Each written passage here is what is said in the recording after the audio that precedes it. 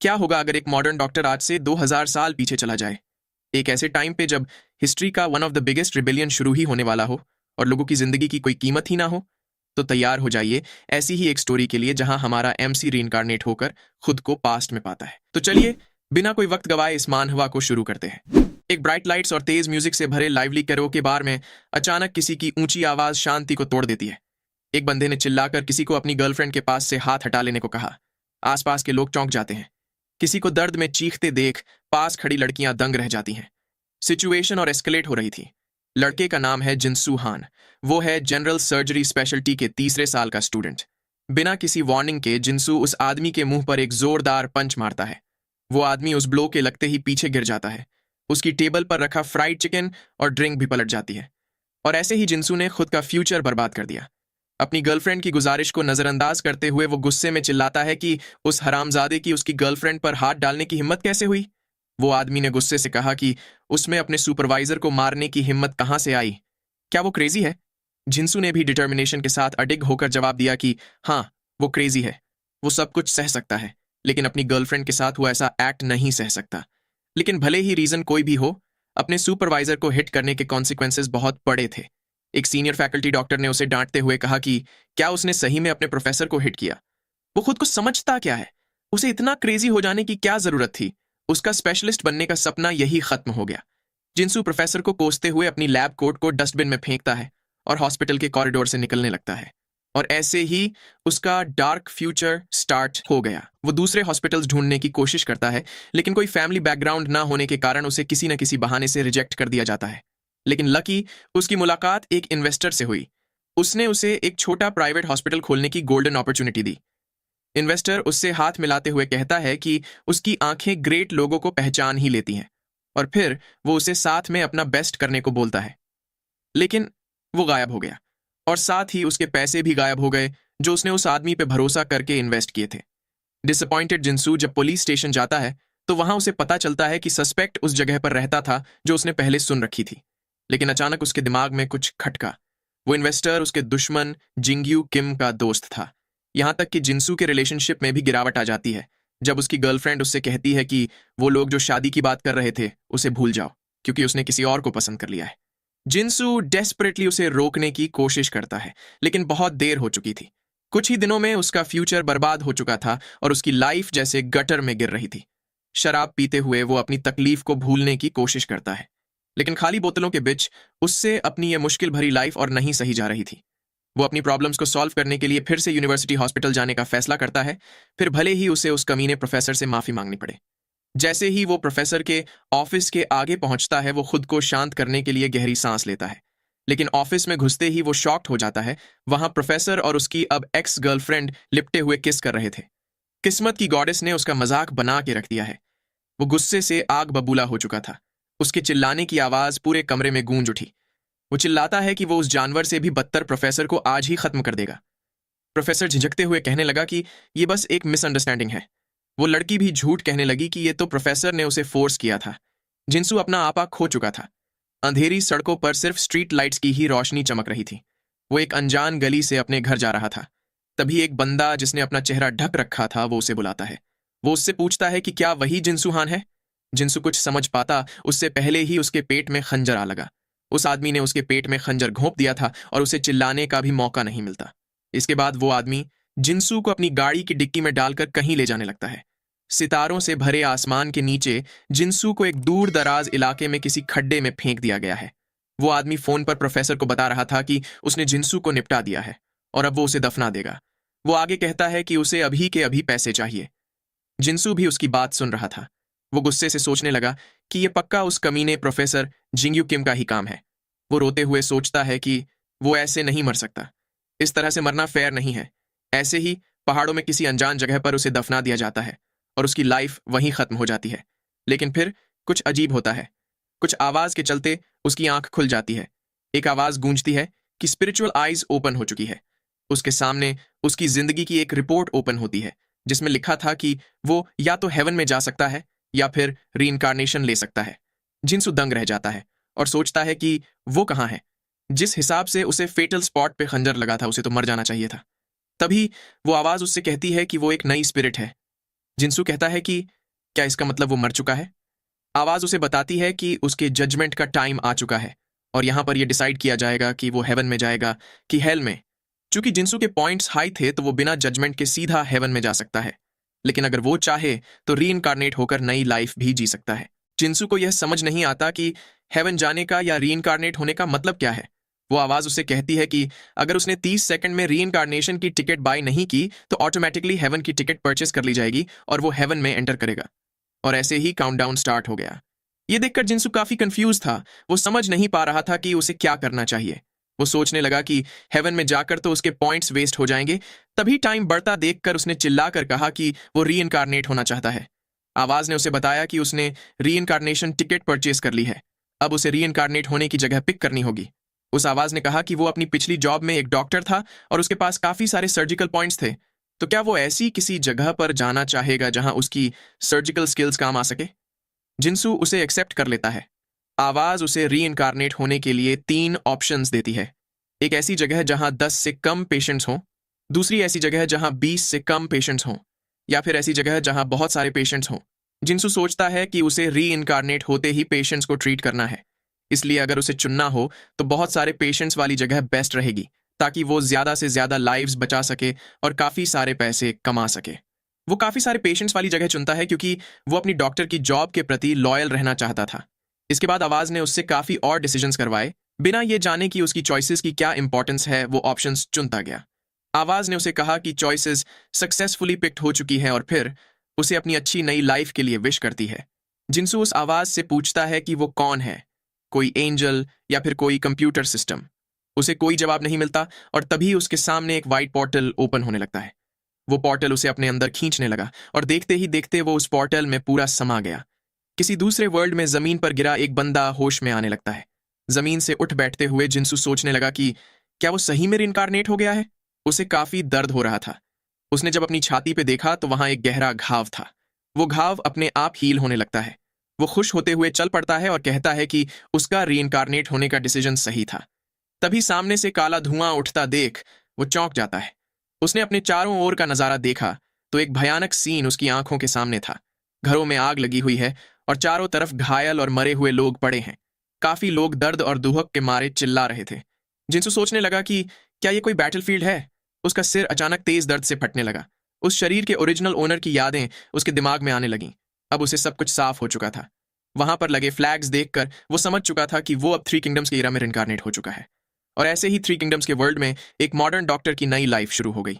एक ऊंची चट्टान से नीचे जलते हुए गांव को देखकर जिनसू ने तुरंत वहां जाने का फैसला लिया। उसे जलती हुई झोपड़ियों और बिखरे हुए मलबे के बीच घायल लोगों की कराहटें सुनाई दे रही थीं। वो सोचने लगा कि आखिर यहां हुआ क्या था। तभी उसकी नजर एक आदमी पर पड़ती है जो कि मुश्किल से जिंदा था और मदद के लिए चिल्ला रहा था। जिनसू तुरंत उसके पास जाकर बैठ गया। उसने उस आदमी को अपने पेट पर से हाथ हटाने को कहा क्योंकि वो उसके घाव देखना चाहता था। वो आदमी उससे खुद को बचाने के लिए रिक्वेस्ट करने लगा। जिनसू सोचने लगा कि मेडिकल ग्लव्स तो छोड़ो, उसके पास हाथ साफ करने के लिए पानी भी नहीं है। अगर वो हॉस्पिटल में होता तो सिचुएशन इतनी मुश्किल नहीं होती। तभी एक आदमी उसे यंग मास्टर कहते हुए उसकी ओर भाग के आने लगता है। वो हाँफते हुए पूछता है कि क्या यंग मास्टर वोनहुआ ठीक है? दरअसल इस बॉडी के ओरिजिनल ओनर का नाम वोनहुआ था। वोनहुआ उस आदमी को वांग कह के बुलाता है और मुस्कुराते हुए पूछता है कि क्या वो भी ठीक है? वांग उसका हाथ पकड़ते हुए वरीड होकर पूछने लगा कि इस पर इतना सारा ब्लड क्यों लगा है? क्या वो घायल है? वोनहुआ उसे कहता है कि ये उसका ब्लड नहीं है। फिर वो उसे जल्द से जल्द कोई कुआं ढूंढकर कुछ साफ पानी और साथ ही कुछ नीडल्स और थ्रेड्स लाने के लिए रिक्वेस्ट करता है। उसकी टोन सुनकर वांग सरप्राइज्ड होते हुए पूछने लगा कि वो इतना पोलाइटली क्यों बात कर रहा है। वोनहुआ उसे फिजूल की बातें छोड़कर जल्दी अपना काम करने को कहता है। वांग भागते हुए वो चीजें लेने के लिए जाने लगा। वहीं वोनहुआ अभी भी झिझक रहा था। अगर ये हॉस्पिटल होता तो वो पहले एनेस्थीसिया देकर अच्छे से चेक करता और बाद में इलाज करता। लेकिन अभी उसे समझ नहीं आ रहा था कि उसे क्या करना चाहिए। उसके पास खुद के हाथों से सब कुछ चेक करने के अलावा और कोई ऑप्शन नहीं था। उसके हाथ कांपने लगे और उसके मन में सेल्फ डाउट ने जगह बना ली। लेकिन सामने एक व्यक्ति मौत के कगार पर था और वह जानता था कि ये डरने का टाइम नहीं है। उसने खुद को भीतर ही भीतर संभाला और अपने डिटर्मिनेशन को बढ़ाया। कॉन्फिडेंस से अपनी बाजू ऊपर चढ़ाते हुए वोनहुआ घायल आदमी की हालत चेक करने लगा।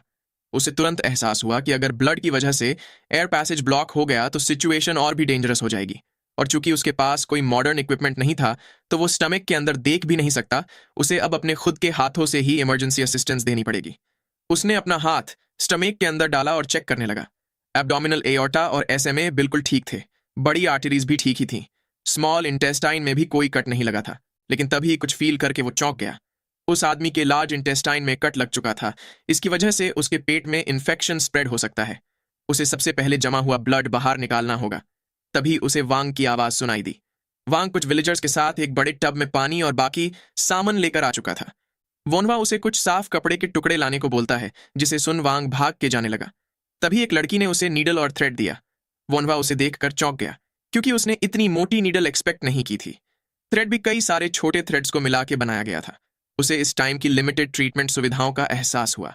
उसके पास और कोई ऑप्शन नहीं था, लेकिन उसने हार मानने से इनकार कर दिया। वो बिना ट्राई किए उस आदमी को मरने नहीं दे सकता। वो उस एंजल को कोसने लगा कि अगर उसने उसे ऐसी जगह रीइनकारनेट किया तो कम से कम कुछ टूल्स भी दे ही देता। उसने टब में से एक बाल्टी भर के पानी निकाला और उस आदमी के घाव को साफ करने लगा। बाद में उसने संभल कर इंटेस्टिन्स को सही जगह पर सेट किया और फिर संभलते हुए टांके लगाने लगा। लेकिन बीच में ही अचानक उसकी नीडल टूट गई। ये देख के वो इरिटेट हो गया, लेकिन फिर भी जैसे तैसे टांके लगाना जारी रखा। थोड़ी देर बाद आखिरकार टांके लग ही गए। वो थक कर बैठते हुए सोचने लगा कि उसने खुद से जितना हो सके उतना कर दिया है। टांके भी उसने जितना सोचा था उससे बेहतर लगे थे। तभी एक औरत दौड़ते हुए उसकी तरफ आने लगी। वो उस आदमी से गले लगकर रोने लगी। वो कह रही थी कि वो अकेली कैसे जिएगी। तभी पीछे से वोनवा उसे चिंता ना करने को कहता है। उसने कहा कि ट्रीटमेंट स्मूथली हो गई है, इसीलिए अगर सब कुछ ठीक रहा तो उसका हस्बैंड बच जाएगा। इस बात पर वो औरत भी सरप्राइज थी। वो पूछने लगी कि पेट कट जाने के बाद भी वो बच सकता है। उसने वोनवा से पूछा कि क्या वो एक फिजिशियन है। वोनवा ने मुस्कुराकर हाँ में जवाब देते हुए कहा कि उसने मेडिकल आर्ट्स की स्टडी की है। इसके बाद उसने कुछ और बंदों का भी सक्सेसफुली इलाज किया। वो एक बंदे के पेट पर लगा कट भी पहले की तरह ही ठीक करने लगा। वो उसे थोड़ी देर और सहने को कहता है, लेकिन तब तक वो आदमी खत्म हो चुका था। ये देखकर वो काफी निराश था। उसने उस आदमी की आंखें बंद की और उसे न बचा पाने के लिए काफी उदास हो गया। लेकिन फिर वो डिटर्मिनेशन के साथ खड़ा हो गया। उसने डिसाइड किया कि वो और लोगों को बचाने की भी पूरी कोशिश करेगा। ऐसे ही शाम हो गई। वोनहुआ और वांग घर की ओर जाने लगते हैं। वांग गुस्से से कह रहा था कि वो बैंडिट्स मरना डिजर्व करते हैं, लेकिन ये अच्छी बात है कि यंग मास्टर को कोई चोट नहीं लगी है। वोनहुआ उसकी बात में हामी भरता है, लेकिन वो मन ही मन कह रहा था कि उसका यंग मास्टर तो कब का मर चुका है और अब दूसरी स्पिरिट उसकी बॉडी में आ गई है। फिर वो वांग से पूछता है कि अब जबकि सोल्जर्स को भेज दिया गया है तो बैंडिट्स का खात्मा भी हो ही जाएगा, है ना? वांग कहता है कि उसे नहीं लगता कि ऐसा कुछ होगा। क्या उसे लगता है कि सोल्जर्स बैंडिट्स को मारने के लिए अपनी जान जोखम में डालेंगे? और वैसे भी अगर ये इतना डेंजरस ना होता तो भी वो लोग कुछ देर तक फाइट करने का प्रिटेंड करते और फिर रुक जाते।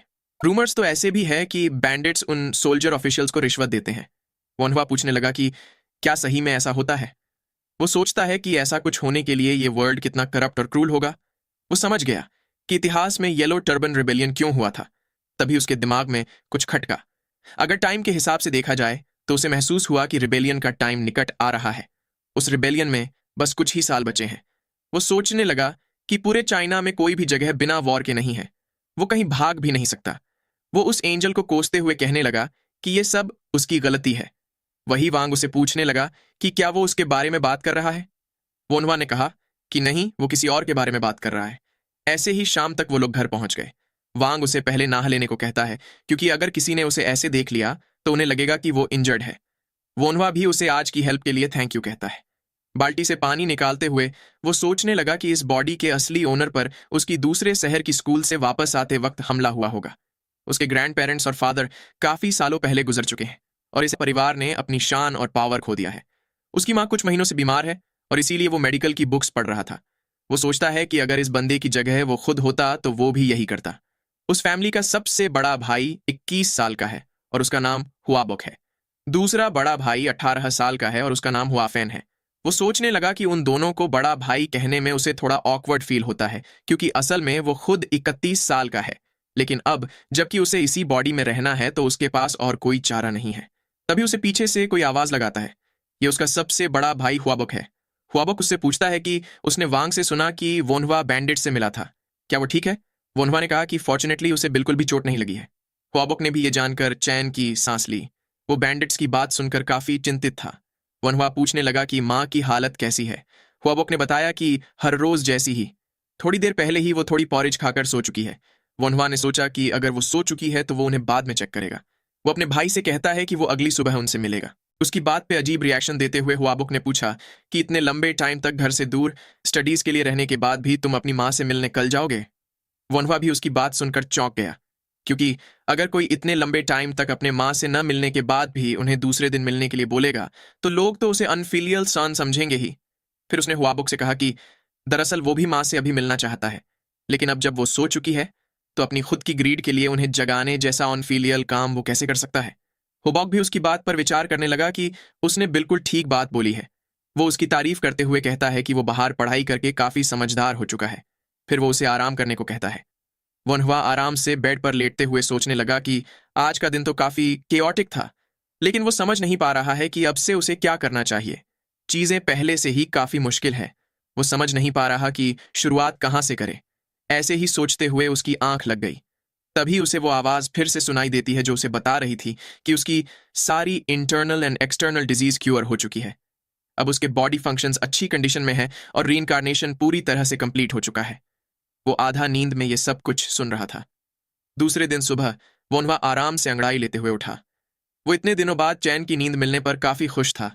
उसने थोड़ा स्ट्रेचिंग करने का सोचा, लेकिन बैक स्ट्रेच करते हुए वो सरप्राइज्ड हो गया।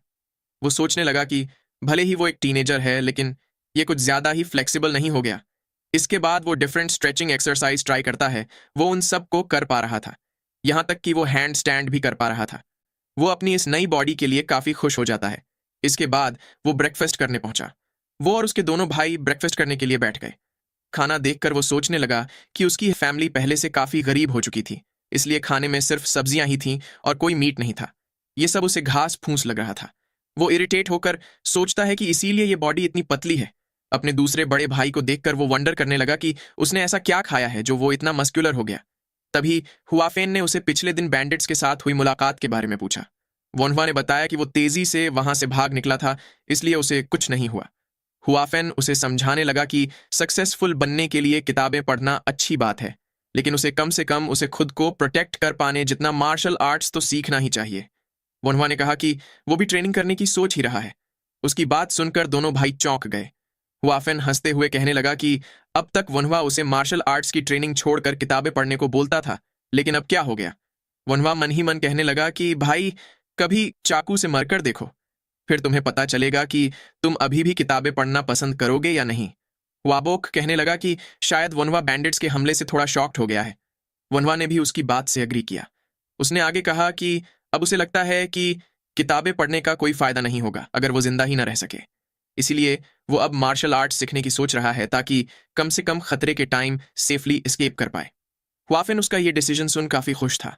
वही हुआबोक कहने लगा कि इससे अच्छा तो तुम सिविल सर्वेंट बन के अच्छे मार्शल आर्ट्स वाले लोगों को अपने अंडर ले सकते हो।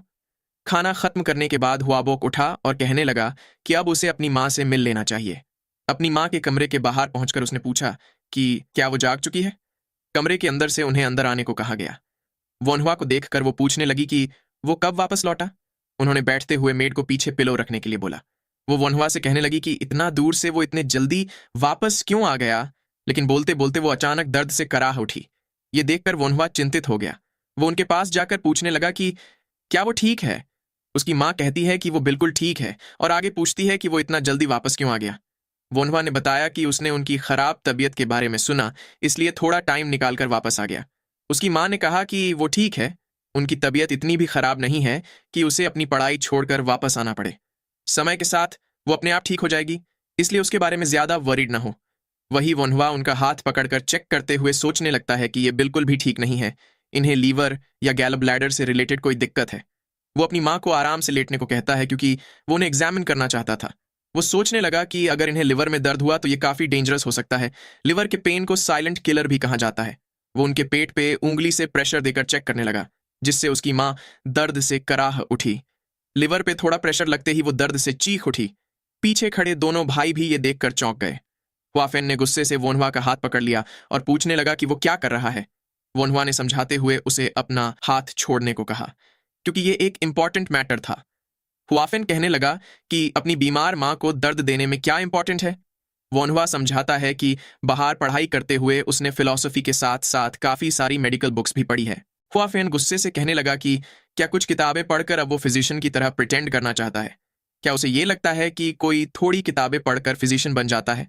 उसकी हिम्मत कैसे हुई बस कुछ किताबें रीड करके बिना एक्सपीरियंस के अकड़ दिखाने की? तभी हुआबुक ने पूछा कि वांग ने उसे बताया था कि पिछले दिन वनवा ने काफी सारे बैंडिट्स के विक्टिम्स को बचाया था। क्या ये बात सच है? उसने सुना था कि उसने एक ऐसे बंदे को बचाया था जिसका पेट कट चुका था और उसके इंटेस्टाइन्स दिखाई दे रहे थे। हुआफेन ये सुनकर सरप्राइज हो गया। वो पूछने लगा कि वो ऐसा मजाक क्यों कर रहा है, कोई पेट कटा आदमी कैसे? लेकिन तभी वोनहुआ ने एक्सेप्ट किया कि हाँ, उसने एक ऐसे पेशेंट को ट्रीट किया था। इस पर दोनों ही भाई सरप्राइज्ड रह गए। वोनहुआ ने उम्मीद जताई कि वो पेशेंट ठीक हो जाएगा। हुआबोक ने पूछा कि उम्मीद से उसका क्या मतलब? क्या वो तुम्हारे ट्रीट करने के बाद अभी भी मर सकता था? वोनहुआ ने स्पष्ट किया कि पेशेंट की हालत इतनी फेटल थी कि उसकी जान कभी भी जा सकती थी। लेकिन जब कोई मरने की कगार पर हो तो मेडिकल आर्ट सीखा हुआ कोई भी इंसान कुछ भी न करके कैसे हार मान सकता है? अगर उसे थोड़ी भी उम्मीद दिखेगी तो वो हार नहीं मानेगा। उसके भाई ने उसकी तारीफ करते हुए कहा कि उसका रिजॉल्व तो सच में एक फिजिशियन की तरह है। अगर ऐसा ही है तो वो अपनी माँ को भी ठीक करने की कोशिश कर सकता है। क्या पता तुम्हारी डिटर्मिनेशन देखकर ऊपर वाला खुश होकर हमारी मदद कर दे। उसकी बात से खुश होकर वोनहुआ ने अपनी माँ को डायग्नोज करना शुरू कर दिया। उसने बारी बारी से उनके लिवर और पेट पे प्रेशर देकर पूछा कि क्या उन्हें दर्द हो रहा है। दोनों ही बार उसकी माँ ने न में जवाब दिया। वो सोचने लगा कि तो फिर इनकी बीमारी क्या हो सकती है। फिर उसने उनके कोलेसिस्टाइटिस पे थोड़ा सा प्रेशर दिया। उसके ऐसा करते ही उसकी माँ दर्द से चीख पड़ी। अब उसे पता चल चुका था कि ये दर्द उनके पित्ताशय में हो रहा है। वो ये सोचते हुए दुखी हो गया कि उन्हें ये दर्द कितने महीनों से झेलना पड़ा होगा। मॉडर्न सर्जिकल इक्विपमेंट की कमी से निराश होकर वनवा ने मन ही मन अफसोस जताया। कोलेसिस्टेक्टमी करना इस ईरा में संभव नहीं था। तभी उसकी माँ ने कहा कि वो फिजिशियन की बताई हुई दवाई लेती आ रही है, इसलिए उसे ज्यादा चिंता करने की जरूरत नहीं है। वनवा ने सोचा कि ये कोई दवाई लेने से ठीक होने वाली बीमारी नहीं है। तभी कुछ फील करके वो चौंक गया। उसके दिमाग में अचानक से काफी सारा हर्बल मेडिसिन का नॉलेज आने लगा। वो सोचने लगा कि ये इन्फॉर्मेशन पक्का इस बॉडी के ओरिजिनल ओनर ने पढ़ी होगी। वो अफसोस जताता है कि ये नॉलेज अभी उसकी माँ को बचाने के लिए इनफ नहीं है, लेकिन कुछ नॉलेज अभी भी काम आ सकता है। उसने अपने बड़े भाई से पूछा कि क्या उनके पास फिजिशियन का दिया हुआ प्रिस्क्रिप्शन है। वाबुक ने उसे थोड़ी देर रुकने को बोला। फिर वो जाकर उसे ढूंढने लगा। वोनहुआ इस बात से इम्प्रेस था कि इन्होंने अभी भी प्रिस्क्रिप्शन अच्छे से संभाल के रखा है। वाबुक ने उसे प्रिस्क्रिप्शन पकड़ाते हुए कहा कि ये उन्हें एक फेमस फिजिशियन ने दिया था। वोनहुआ उसमें लिखी मेडिसिन पढ़ने लगा। वो पढ़कर उसके हाथ कांप रहे थे। वो सोचने लगा कि ये क्या बकवास है। उसमें लिखी सारी दवाइयां फिजूल और महंगी थीं। उसने उनको बताया कि इन मेडिसिन से कुछ नहीं होने वाला। उसने एक्सप्लेन किया कि उनकी माँ को दर्द इसलिए हो रहा है क्योंकि उनके गॉल ब्लैडर के अंदर कुछ फंसा हुआ है। ख्वाबोक ने पूछा कि क्या उनके गॉल ब्लैडर में स्टोन है। वोनहुआ ने उसे हाँ में जवाब दिया। थोड़ी हिचकिचाहट के बाद ख्वाबोक उसकी बात पे भरोसा कर ही लेता है और पूछता है कि तो फिर उन्हें कौन सी दवाई लेनी चाहिए। वोनहुआ उसे दर्द थोड़ा कम करने के लिए कुछ दवाई बताता है। हुआफेन ने पूछा कि थोड़ा से उसका क्या मतलब है, क्या उसके पास और कोई बेहतर तरीका भी है। वनहुआ ने जवाब दिया कि सबसे बेहतर तरीका तो गॉल ब्लैडर से स्टोन्स बाहर निकालना ही है। खुश होते हुए हुआफेन ने पूछा कि क्या यह सच में पॉसिबल है। वोनहुआ ने कहा कि हाँ, ये पॉसिबल तो है, लेकिन उसके लिए उनका पेट खोलना पड़ेगा। उसकी बात सुनकर दोनों भाई शॉक्ड रह गए, जबकि वोनहुआ शांत और अपने डिसीजन पर कायम रहता है। वो अपनी बात समझाते हुए कहता है कि दूर ग्रेट वॉल के पास के वेस्टर्न फिजिशियंस ने कहा है कि हम चाकू से पेट खोलकर उसमें से स्टोन्स रिमूव कर सकते हैं। हुआफेन उसकी बातें सुनकर भड़क जाता है। वो उसे पागल कहता है और पूछता है कि उसकी ऐसा कुछ सजेस्ट करने की हिम्मत भी कैसे हुई। वोनहुआ सोचता है कि इस ईरा के लोगों का पेट खोलने की बात सुनकर ऐसे रिएक्ट करना वो समझ सकता है, लेकिन फिर भी अपनी माँ के लिए, इस बॉडी के असली ओनर के लिए वो उसकी माँ को बचा कर ही रहेगा। वो समझाते हुए हुआफेन से कहता है कि किसी का पेट खोलने से ये मतलब नहीं होता कि वो इंसान मर जाएगा। उनका पेट खोलकर उसमें से स्टोन्स निकालने के बाद उसे वापस बंद करके अच्छे से देखभाल की जाए तो उनकी माँ फिर से हेल्थी हो जाएगी। हुआफेन ने गुस्से से उसका कॉलर पकड़ लिया। वो धमकाते हुए पूछने लगा कि ऐसा कहने की उसकी हिम्मत कैसे हुई। ख्वाबोक उसे रुकने को बोलता है। वो कहने लगा कि ग्रेट वॉल का मेडिकल आर्ट सही में काफी ग्रेट साउंड करता है, लेकिन उसने खुद भी आज तक कभी पेट काटने वाली बात नहीं सुनी। सुनना तो दूर, वो ऐसी बात सोच भी नहीं सकता। हार ना मानते हुए वोनहुआ कहता है कि अगर उन्होंने कुछ नहीं किया तो इवेंचुअली उनकी मां मर जाएगी। क्या उन लोगों को यह चलेगा? तभी एक तेज आवाज गूंज उठी। हुआफेन ने उसे एक थप्पड़ जड़ दिया था। वो गुस्से से उसका कॉलर पकड़ते हुए कहने लगा कि मैंने तुम्हें अपने शब्दों पे काबू रखने के लिए बोला था, तुम अपनी माँ के सामने ऐसा कुछ कैसे बोल सकते हो? हुआबॉक बीच में आकर उसे रोक लेता है। हुआफेन अभी भी गुस्से में बोल रहा था कि ये बेवकूफ कुछ भी नॉनसेंस बातें बोले जा रहा है। किसी को अपनी स्किल्स को नॉनसेंस कहता सुन वोनहुआ भी गुस्से से भर जाता है। वो गुस्से के मारे हुआफेन को पंच मारने के लिए बढ़ा, लेकिन उसका पंच बस उसके भाई के गाल को छू कर निकल गया। हुआफेन कहने लगा कि अब उसमें अपने बड़े भाई को मारने की भी हिम्मत आ गई। वो इरिटेट होकर वोनहुआ को पीटने के लिए अपना हाथ उठा लेता है।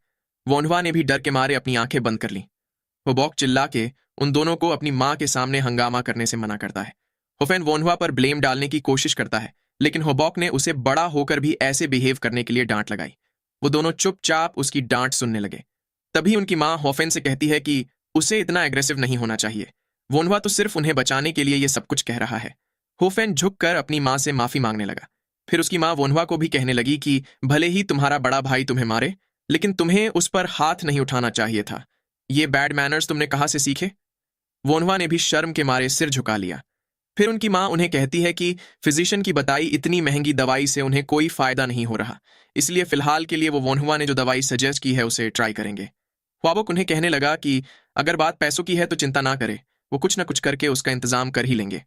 उसकी माँ ने कहा कि बात पैसों की नहीं है, वो बस वोनहुआ पे भरोसा करना चाहती है। फिर वो उन्हें बाहर जाने को कहती है क्योंकि उन्हें आराम करना था। उनकी बात सुनकर वो तीनों ही कमरे से बाहर निकल आए। चलते हुए वोनहुआ सोचता है कि उसकी माँ को सर्जरी की जरूरत है, लेकिन अभी तो उसके पास कोई टूल्स भी नहीं है, और अगर उसने कुछ नहीं किया तो कुछ ऐसा हो सकता था जिससे फिर कभी ठीक किया नहीं जा सकता। अगर उसके दोनों भाई इसके लिए तैयार नहीं हुए तो उसे सीक्रेटली ये करना होगा। तभी पीछे मुड़कर हुआफेन उसे बुलाता है। उसकी आवाज सुन वोनहुआ डर गया। हुआफेन उससे माफी मांगते हुए कहता है कि वो अपनी माँ को ठीक होता हुआ ना देखकर काफी सेंसिटिव हो गया था। वोनहुआ भी कहता है कि उसकी कोई जरूरत नहीं है, उसने भी बिना सोचे समझे कुछ ज्यादा ही बोल दिया था। फिर हुआफेन हंसते हुए कहने लगा कि वैसे उसने जो पंच मारा था उसमें दम तो था, वो ऑलमोस्ट उसे हिट हो ही जाता। तभी वोनहुआ ने पूछा कि क्या वो उससे मार्शल आर्ट स्परिंग करना चाहेगा। उसका प्रस्ताव सुनकर हुआफेन भी सरप्राइज्ड हो गया। वोनहुआ ने आगे सजेस्ट किया कि जो भी हारेगा उसे जितने वाले की एक विश पूरी करनी होगी। क्या उसे यह मंजूर है? थोड़ी देर बाद दोनों ही स्पारिंग के लिए तैयार हो गए। सबसे बड़ा भाई हुआफेन से अपने छोटे भाई को ज्यादा ना मारने को और फाइट जल्दी खत्म करने को कहता है। हुआफेन भी हंसते हुए वोनहुआ से पूछने लगा कि क्या वो ये फाइट इसलिए करना चाहता है क्योंकि वो पिछली बार हुई फाइट से नाराज है। वोनहुआ भी पिछली बार की फाइट को याद करने लगा जब उसके भाई ने उसे बुरी तरह से पिट दिया था। उसने कहा कि नहीं, वो नाराज नहीं है, वो तो बस अब मार्शल आर्ट्स सीखना चाहता है, और होफेन उसके पहचान के लोगों में से सबसे बेस्ट मार्शल आर्ट्स मास्टर है। वो मन ही मन सोच रहा था कि वो इस घर में सबसे छोटा है, इसलिए अगर उसे लोगों से अपनी बात मनवानी है तो उसके पास उन्हें दिखाने के लिए कुछ तो होना ही चाहिए। वो भले ही शरीर से छोटा हो, लेकिन उसकी बॉडी कंडीशन काफी अच्छी थी, इसलिए वो ट्राई करके देखेगा।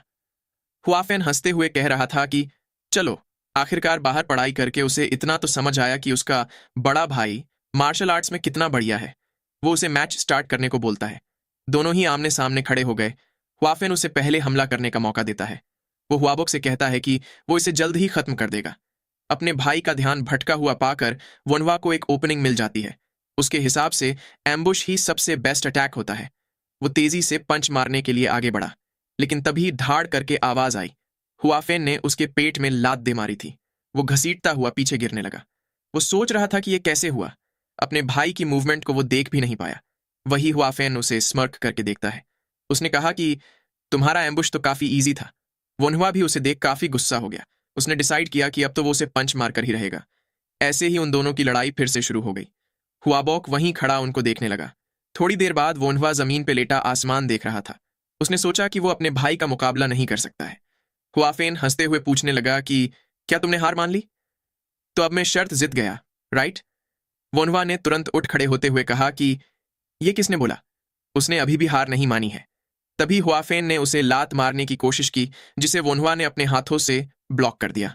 ये मौका पाकर वो उसके दूसरे पैर को देखता है। वो उस पर अटैक करने के लिए रेडी होने लगा। उसने हुआफेन का पैर पकड़कर दोनों हाथों से पीछे खींच लिया। हुआफेन भी इसके लिए रेडी नहीं था। उसे नीचे गिरा के वोनहुआ सोचने लगा कि अब बाजी उसके हाथ में है, लेकिन तभी हुआफेन ने उसका हाथ पकड़ लिया। वो उसके दोनों हाथ पकड़ के ईविल स्माइल देने लगा। उसने कहा कि अगर वो अपना हाथ नहीं चला सकता तो वो। इतना कहकर उसने लेटे हुए ही वोनहुआ के पेट में लात दे मारी। इस हमले से वोनहुआ दर्द के मारे अपना पेट पकड़कर जमीन पे लौटने लगा। हुआफेन वहीं खड़ा उसे देखता है। उसने कहा कि वो अपनी विश सोचकर बाद में उसे बताएगा। वोनहवा अपने कमरे में बैठा आराम करने लगा। उसकी पीठ अभी भी दर्द कर रही थी। वो आज की फाइट के बारे में सोचते हुए बोलने लगा कि उसने सोचा नहीं था कि उसका भाई उसे ऐसे पुश करेगा। वो काफी पेनफुल था। वो सोचने लगा कि उसका भाई क्या विश मांगेगा। क्या उसने विश वाली शर्त रख के खुद के ही पैर पे कुल्हाड़ी मार दी है? वो अपना खाना देखकर सोचता है कि आज पूरे दिन के खाने में उसे बिल्कुल भी प्रोटीन नहीं मिला। वो इस फैमिली की हेल्प कैसे कर सकता है? इस फैमिली में तो कोई काम भी नहीं कर रहा, लेकिन सर्जरी करना बहुत ही अर्जेंट है। वो ब्लैकस्मिथ से सर्जिकल ब्लेड बनवा सकता है। अगर ठीक से नहीं तो कम से कम काम चल जाए वैसी कॉपी तो बन ही जाएगी। ब्लड ग्रुप को वो सिंपल टेस्ट करके पता लगा सकता है। लेकिन असली प्रॉब्लम है एनेस्थीसिया। इस ईरा में एनेस्थीसिया कैसे बनेगा? काफी सोचने के बाद भी उसके दिमाग में ऐसी कोई हर्बल मेडिसिन नहीं आ रही जिसे एनेस्थीसिया की जगह यूज किया जा सके। और ऊपर से यहाँ की नीडल्स भी नसों के जितनी बड़ी है। पतली नीडल पाना भी काफी मुश्किल होगा। ये सब सोचते हुए वो काफी फ्रस्ट्रेटेड हो जाता है। उसे सर्जरी करने के लिए एक असिस्टेंट भी चाहिए होगा। अब इस ईरा में जहां लोग पेट खोलने की बात सुनकर ही डर जाते हैं, क्या उसे ऐसा बंदा मिलना पॉसिबल भी है? इन सारी प्रॉब्लम्स के बारे में सोचते हुए वो खड़ा हो गया। उसने सबसे पहले सर्जरी के लिए एक नाइफ बनवाने का सोचा। इसके लिए उसे पैसे चाहिए होंगे। ड्रॉअर खोलते ही उसे पैसे के कुछ मॉडर्न नोट्स दिखे। वो फिर से उस सिस्टम या एंजल जो भी हो उसे कोसते हुए कहने लगा कि अगर उसे इस जनरेशन में भेजना ही था तो कम से कम इस जगह के पैसे भी तो देता। फिर मुस्कुराते हुए वो पैसे के बारे में सोचता है। वो भागते हुए अपने बड़े भाई के पास पहुंच गया। बेशर्मों की तरह हंसते हुए वो उससे पैसे मांगने लगा। वो मन ही मन कहने लगा कि यही तो फैमिली होने का फायदा होता है। पैसे लेकर वो शहर के मार्केट में जा पहुंचा। वो यहाँ पर इतने सारे लोग देखकर सरप्राइज हो जाता है। उसे वहां बहुत सारी अलग अलग चीजों की स्टोर्स दिखती है, लेकिन काफी घूमने पर भी उसे कहीं डंपलिंग की स्टोर नहीं दिखाई देती। वो सोचने लगा कि वो चाइना में ही है ना। उसने जाकर एक लेडी से डंपलिंग के बारे में पूछा तो वो पूछने लगी कि डंपलिंग क्या होता है। उसने एक दूसरे स्टोर पे जांच की तो वो आदमी भी कहने लगा कि उसने डंपलिंग के बारे में कभी नहीं सुना। उन लोगों की बातें सुनकर वोनहवा को अजीब फील होता है, क्योंकि डंपलिंग तो चाइना का ट्रेडिशनल खाना है। उसकी खोज वॉर में मरे लोगों को ट्रिब्यूट देने के लिए हुई थी। उसने कंक्लूड किया कि शायद इस ईरा में अब तक डंपलिंग की खोज नहीं हुई। वो अफसोस जताते हुए कहने लगा कि तभी इस बॉडी के पास डंपलिंग खाने की मेमोरी नहीं है। वो अपने प्यारे डंपलिंग को याद करते हुए कहता है कि उसे थोड़ा मीट खाना है, क्योंकि जब से वो यहाँ आया था उसने बस सब्जियां ही खाई थी। उसके प्रोटीन्स का क्या होगा? ऐसे ही घूमते हुए वो एक बड़ी सी स्टोर के बाहर आ खड़ा हुआ। उसे देख वो सोचने लगा कि क्या ये एक क्लिनिक है? स्टोर के अंदर जाते हुए उसने पूछा कि क्या कोई है यहाँ? वहां रखे अर्ब्स को देखकर वो सोचता है कि यहाँ आते हुए उसने रास्ते में ब्लैकस्मिथ से सर्जरी नाइफ बनवाने की रिक्वेस्ट कर दी है, तो अब बस एनेस्थीसिया की ही प्रॉब्लम बची है। वो स्टोर ओनर से एक ऐसी हर्बल मेडिसिन मांगने लगा जो कि थोड़ी देर के लिए किसी को पैरालाइज कर सके और बाद में नॉर्मल हो जाए। ओनर उसे बताता है कि पॉइजन को थोड़े डोज में लेकर बॉडी को कुछ देर तक पैरालाइज किया जा सकता है। वो बाद में नॉर्मल भी हो जाएगा, लेकिन उसको अगर केयरफुली यूज ना किया जाए तो वो काफी डेंजरस हो सकता है। इसलिए वो लोग ऐसे पॉइजनस वीड्स अपने क्लिनिक में नहीं रखते। उसने आगे वोनहवा से पूछा कि उसे ऐसे पॉइजनस वीड्स क्यों चाहिए। वोनहवा ने कहा कि उसे उनकी थोड़ी जरूरत है। तभी वहीं पीछे बैठा एक आदमी पूछने लगा कि अगर वो ऐसे पॉइजनस वीड्स लाकर दे तो वो उसे कितने पैसे दे सकता है। वोनहवा सोचता है कि उसे अगर उन वीड्स के साइड इफेक्ट्स जानने हो तो उसे बहुत सारी हर्बल मेडिसिन के साथ इनफ एक्सपेरिमेंट्स करने होंगे, और इन एक्सपेरिमेंट्स के लिए उसे काफी सारे चूहे भी चाहिए होंगे। इसीलिए फिलहाल उसे प्राइस कम रख के पहले उन हर्बल मेडिसिन के बारे में जान लेना चाहिए, और बाद में वो डिसाइड कर सकता है कि वो उन्हें खरीदेगा या माउंटेन्स पे जाकर खुद से लाएगा। वो उस आदमी को बताता है कि उसे ज्यादा हर्ब्स नहीं चाहिए, पर उसे अलग अलग वैरायटीज के चाहिए।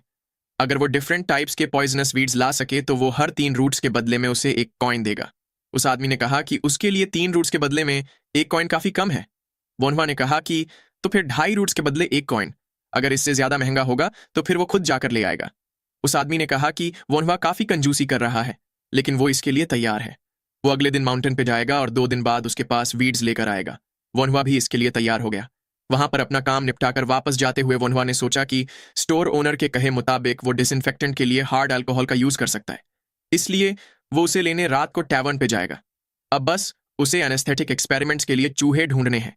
इसके लिए वो चलते हुए चाओ काउंटी के सबर्ब एरिया में पहुंच गया। ये जमीन खेती के लिए सूटेबल नहीं है और यहाँ रहने वाले लो क्लास के लोग खाना और सोना गंदी जगहों पे करते हैं। नॉर्मली कहा जाए तो ये एक स्लम एरिया है। वोनहवा को इस बॉडी की मेमोरी से पता चला था कि यहाँ रहने वाले लोग काफी बार चूहे, मेंढक और सांप खाते रहते हैं। उसे वहां पड़ी गंदगी से काफी गंदी स्मेल आ रही थी। वो अपनी नाक दबाकर चलते हुए सोचता है कि ये जगह है ही ऐसी जहां लोग भूख से मरते हो। इसमें और ग्रुप बनाकर रह रहे भिखारियों में कोई अंतर नहीं है। वोनहुआ को इस जगह के हालात उसने जितना सोचा था उससे भी बदतर लगते हैं। तभी किसी चीज ने उसका ध्यान खींचा। वहां पर काफी सारे लोग भीड़ लगाकर परेशान एक्सप्रेशंस के साथ कुछ देख रहे थे। वोनहुआ ने सोचा कि आखिर वहां चल क्या रहा है। वो उन लोगों की भीड़ में से आगे जाने लगा। जब उसने आगे पहुंचकर देखा तो वहां कोई दर्द से चीख रहा था। उसने तेज कदमों से वहां बैठे आदमी की तरफ जाते हुए पूछा कि यहां हुआ क्या है। एक बंदे ने बताया कि वो आदमी फ्रूट्स तोड़ते वक्त पेड़ से गिर गया, पर ऐसा लगता है कि उसका पैर टूट चुका है। उसने वोनहुआ से पूछा कि लेकिन वो कौन है। वोनहुआ ने बताया कि वो एक फिजिशियन है और बस यहां से गुजर रहा था। उसने पूछा कि क्या वो उस आदमी को देख सकता है। वो बंदा हाँ में जवाब देते हुए उसे वहां बैठने को कहता है। वोनहुआ ने उस आदमी के पैर पे हाथ रखा तो वो दर्द से चीख उठा।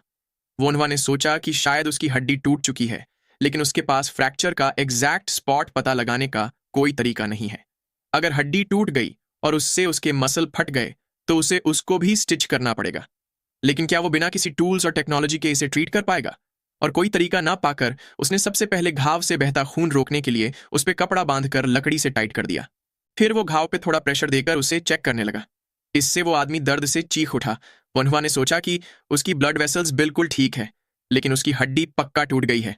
लेकिन अब जबकि वो फ्रैक्चर कहाँ लगा है ये पता नहीं लगा सकता, और इससे उसके मसल फट सकते हैं, तो वो अभी के लिए उस हिस्से को स्टिच कर देगा। लेकिन इस काम की पॉसिबिलिटी पे सवाल उठाते हुए वो उस आदमी को देखने लगा। उसका बच्चा और बीवी वहीं बैठकर काफी परेशान दिख रहे थे। उन्हें देखकर वोनहुआ ने गहरी सांस ली और कहा कि ये करने के अलावा उसके पास और कोई चारा नहीं है। वो अपने पीछे खड़े आदमी से थोड़ा बर्फ वाला पानी, क्लीन टॉवल और कुछ कपड़े लाने के लिए रिक्वेस्ट करता है। एक बंदा पूछने लगा कि ये बर्फ क्या होता है। दूसरा बंदा कहने लगा कि अभी तो विंटर शुरू भी नहीं हुआ, तो आइस वाटर कहाँ से मिलेगा। वोनहुआ को अपनी सिचुएशन का अंदाजा हुआ, क्योंकि इस ईरा में तो फ्रिज था ही नहीं, और ऊपर से ये एक स्लम एरिया है, इसलिए उसे ज्यादा उम्मीद नहीं रखनी चाहिए। उसने कहा कि तो फिर कुछ ठंडा पानी ही ला दो। उस आदमी के बच्चे ने उससे पूछा कि क्या कुएं का पानी चलेगा। वोनहुआ ने कहा कि हाँ चलेगा, लेकिन थोड़ा जल्दी, और साथ ही उनके पैर पर लगाने के लिए कुछ लकड़ी भी लेते आना। वो लड़का जल्दी आने का बोलकर तुरंत वहां से दौड़कर जाने लगा। वोनहुआ भी उसे थैंक यू कहता है। थोड़ी देर बाद जब खून निकलना बंद हो गया तो वोनहुआ ने पट्टी खोलकर उसे अच्छे से देखने का सोचा।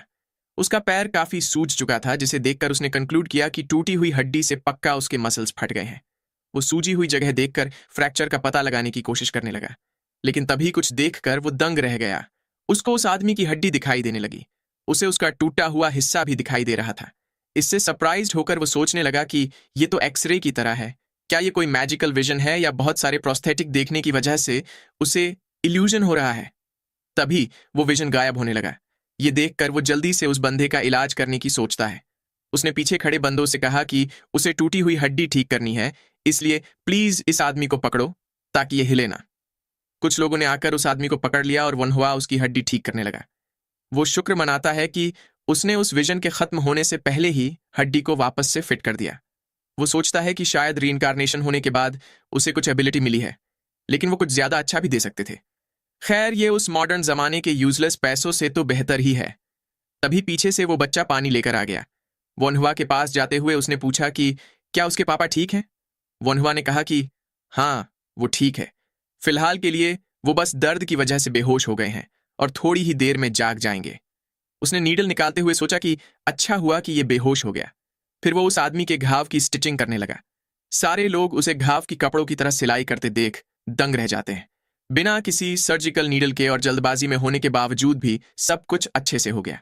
उसने चैन की सांस ली, क्योंकि आखिरकार खून निकलना बंद हो चुका था। उसने सोचा कि अब तक तो वो बेहोश पेशेंट्स को ट्रीट करता आ रहा है, लेकिन आगे से उसे एनेस्थीसिया चाहिए होगा। वहीं वहां खड़े लोग उसे सिलाई करके खून रोकता देखकर डिवाइन डॉक्टर कहने लगे। वहीं एक बूढ़ा आदमी उसकी मेथड्स देखकर सोचने लगा कि क्या यह पॉसिबल भी है, क्योंकि बचपन में उसका पैर टूट गया था, लेकिन अच्छे से इलाज ना हो पाने की वजह से वो अभी भी अपना एक पैर यूज नहीं कर सकता। वो लड़का इतना यंग होकर भी वाकई ग्रेट है। भीड़ में से एक आदमी ने वोनहुआ को सर कहते हुए पूछा कि वो उनके विलेज में क्यों आया था। वोनहुआ भी अपनी यहां आने की असली वजह याद करते हुए पूछने लगा कि क्या वो कुछ चूहे खरीद सकता है। उसकी इस अजीब रिक्वेस्ट पे लोग हैरान रह गए और वो आदमी पूछने लगा कि वोनहुआ उन चूहों का क्या करेगा और उसे कितने चूहे चाहिए। वोनहुआ ने बताया कि उसे उनका कुछ काम है और वो 20 चूहे खरीदने की सोच रहा है। उस आदमी ने बताया कि वो इतने सारे चूहे एक साथ तो नहीं ला सकते, लेकिन ये पॉसिबल है। वो मुस्कुराते हुए उससे प्राइस पूछ ही रहा था कि तभी वो बच्चा चिल्लाते हुए कहता है कि वो उसके लिए चूहे पकड़ लाएगा, लेकिन इसके बदले वो अपने पापा के इलाज पे डिस्काउंट चाहता है। उसे देखकर बाकी के आदमी चिढ़कर मुंह बनाते हुए जाने लगते हैं। वोन्हवा ने मन ही मन सोचा कि वो वैसे भी ट्रीटमेंट के पैसे नहीं लेने वाला था। फिर उसने उस लड़के से पूछा कि उसे इसमें कितना टाइम लगेगा। लड़के ने बताया कि ज्यादा नहीं, पर तकरीबन 4 दिन लगेंगे। वोन्हवा भी इसके लिए तैयार हो जाता है और बताता है कि वो 4 दिन बाद वापस आएगा। वो आगे उस लड़के को उसके पापा का ख्याल रखने के लिए सब कुछ एक्सप्लेन करने लगता है। वो लड़का भी ध्यान से पूरे इंटरेस्ट के साथ उसकी बात सुनने लगा। सब कुछ समझ लेने के बाद उसने कहा कि वो अपनी पूरी कोशिश करेगा। वोन्हवा वहां से जाते हुए उसे बताता है कि उसके पापा पक्का ठीक हो जाएंगे। लड़के ने भी कहा कि ऑफ कोर्स, क्योंकि आखिरकार उन्हें वोन्हवा ने जो ट्रीट किया है। वापस लौटते वक्त वो ब्लैकस्मिथ की स्टोर पे रुककर अपना रिक्वेस्ट किया हुआ नाइफ लेने लगता है। नाइफ से ज्यादा इंप्रेस ना होते हुए उसने सोचा कि ये सर्जिकल नाइफ से थोड़ा मोटा है, लेकिन फिर भी ये चल जाएगा। थोड़ी देर बाद वोन्हवा एक चमचमाती स्टोर के आगे खड़ा सोचता है कि अब उसे डिसइंफेक्टेंट चाहिए, और उसे बताया गया था कि उसे वो हार्ड लिकर स्टोर पे मिल जाएगा। उसके अंदर घुसते ही वहां किसी को ना पाकर वो सोचने लगा कि ऐसी कौन सी स्टोर होती है जहां कस्टमर को ग्रीट करने के लिए कोई हो ही ना। तभी सीन शिफ्ट होता है और हमें एक आदमी किसी पर चिल्लाता हुआ सुनाई देता है। वो किसी को लो क्लास कचरा कहता है और पूछता है कि उसकी उसे ऐसे ट्रीट करने की हिम्मत कैसे हुई। वो किसी लड़की पर चिल्लाते हुए उसे काफी सारी गालियां सुनाने लगता है। वहां और लोग भी खड़े थे। वहां खड़े 2 गार्ड्स में से एक ने सिर झुकाकर कहा कि सॉरी डियर कस्टमर, अगर कुछ दिक्कत है तो वो उनके लिए दूसरी लड़की ला सकता है। वो आदमी उन्हें गुस्से से घूरता है। तभी एक थप्पड़ की आवाज गूंज उठी। वो आदमी गार्ड को थप्पड़ मारते हुए पूछता है कि उसके जैसे कचरे की उसके सामने मुंह खोलकर बात करने की हिम्मत कैसे हुई। उसे अपनी जगह याद रखनी चाहिए। वो गार्ड गुस्से के मारे अपनी तलवार निकालने लगता है, लेकिन तभी पीछे से उसके साथी ने उसे रोक लिया। उसे ऐसा करते देख वो आदमी पूछता है कि क्या वो क्रेजी है। अपना चाकू निकालते हुए उसने कहा कि कमीने, तेरी हिम्मत कैसे हुई। उसे मरने का चिल्लाकर उस आदमी ने गार्ड पर अपना चाकू चला दिया। चाकू से उसका गाल चिढ़ गया। गार्ड उस आदमी को गुस्से से देखने लगा। उसने तुरंत ही म्यान से अपनी तलवार निकाली और एक ही वार में उस आदमी का चाकू दूर उड़ा दिया। वो आदमी जमीन पे जा गिरा और डरते हुए कहने लगा कि कमीने, तुझे पता भी है कि मैं कौन हूं। गार्ड ने गुस्से से भरी नजरों से कहा कि भाग भो। वो आदमी वहां से भागते हुए चिल्लाता है कि वो इसका बदला लेगा। वहीं खड़ा वोन्हवा सोचता है कि इस ईरा में तो हर जगह तलवारों से लड़ाई होती रहती है।